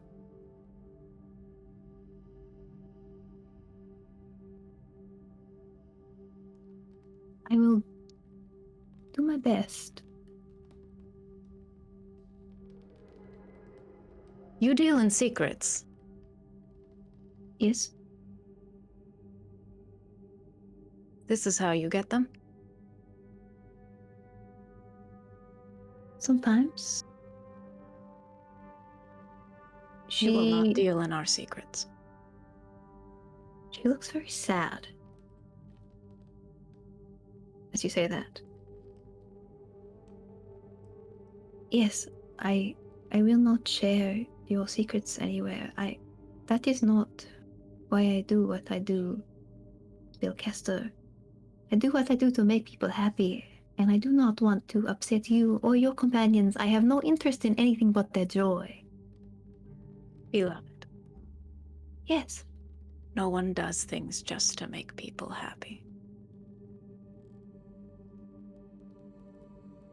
You are wrong. I am tired. But I am not wrong. Well, if you are tired, then why not take me to bed?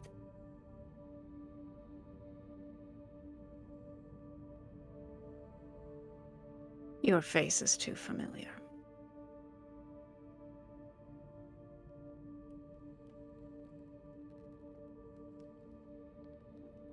She stands up.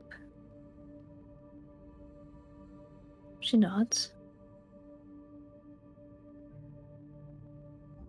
She walks out. And Oish sits for a moment. Takes in a breath. And then heads back to the inn. Okay. I think we will leave our session there for tonight. Well, for this afternoon. Tonight in game. Ooh, boy. Oh, wow. Very cool. Oh, yeah. Chill. Messaged Alex and I was like, hey, I'm just gonna warn you that this is about to happen. I don't want my character to attack you without you knowing. No, that was excellent, wonderful, very, very Is racing. passionate. I know, my heart is pounding. Thank you guys so much for watching. We will see you hopefully next Saturday. Gotta make sure everything. Oh, that was perfect Oh timing. no! Oh no. Oh no. I thought it Alex, was you're me. I thought frozen. everyone. Can they run over to your camera? Yeah. Alex, come in here. Yes. Come announce into Sloane's camera. Come in here. Here he comes. Here. Let him yell. Amazing. Attempt to just hold it up to your Yeah. ear, I guess. Well, thank you so much for watching. I hope we will see you guys all next week, and have a nice evening. Bye, everybody. We're probably not going to raid anyone because internet is, oh my god, it is on just a Internet's ass. wire. But thanks so much. Love you. Bye. Goodbye. Bye.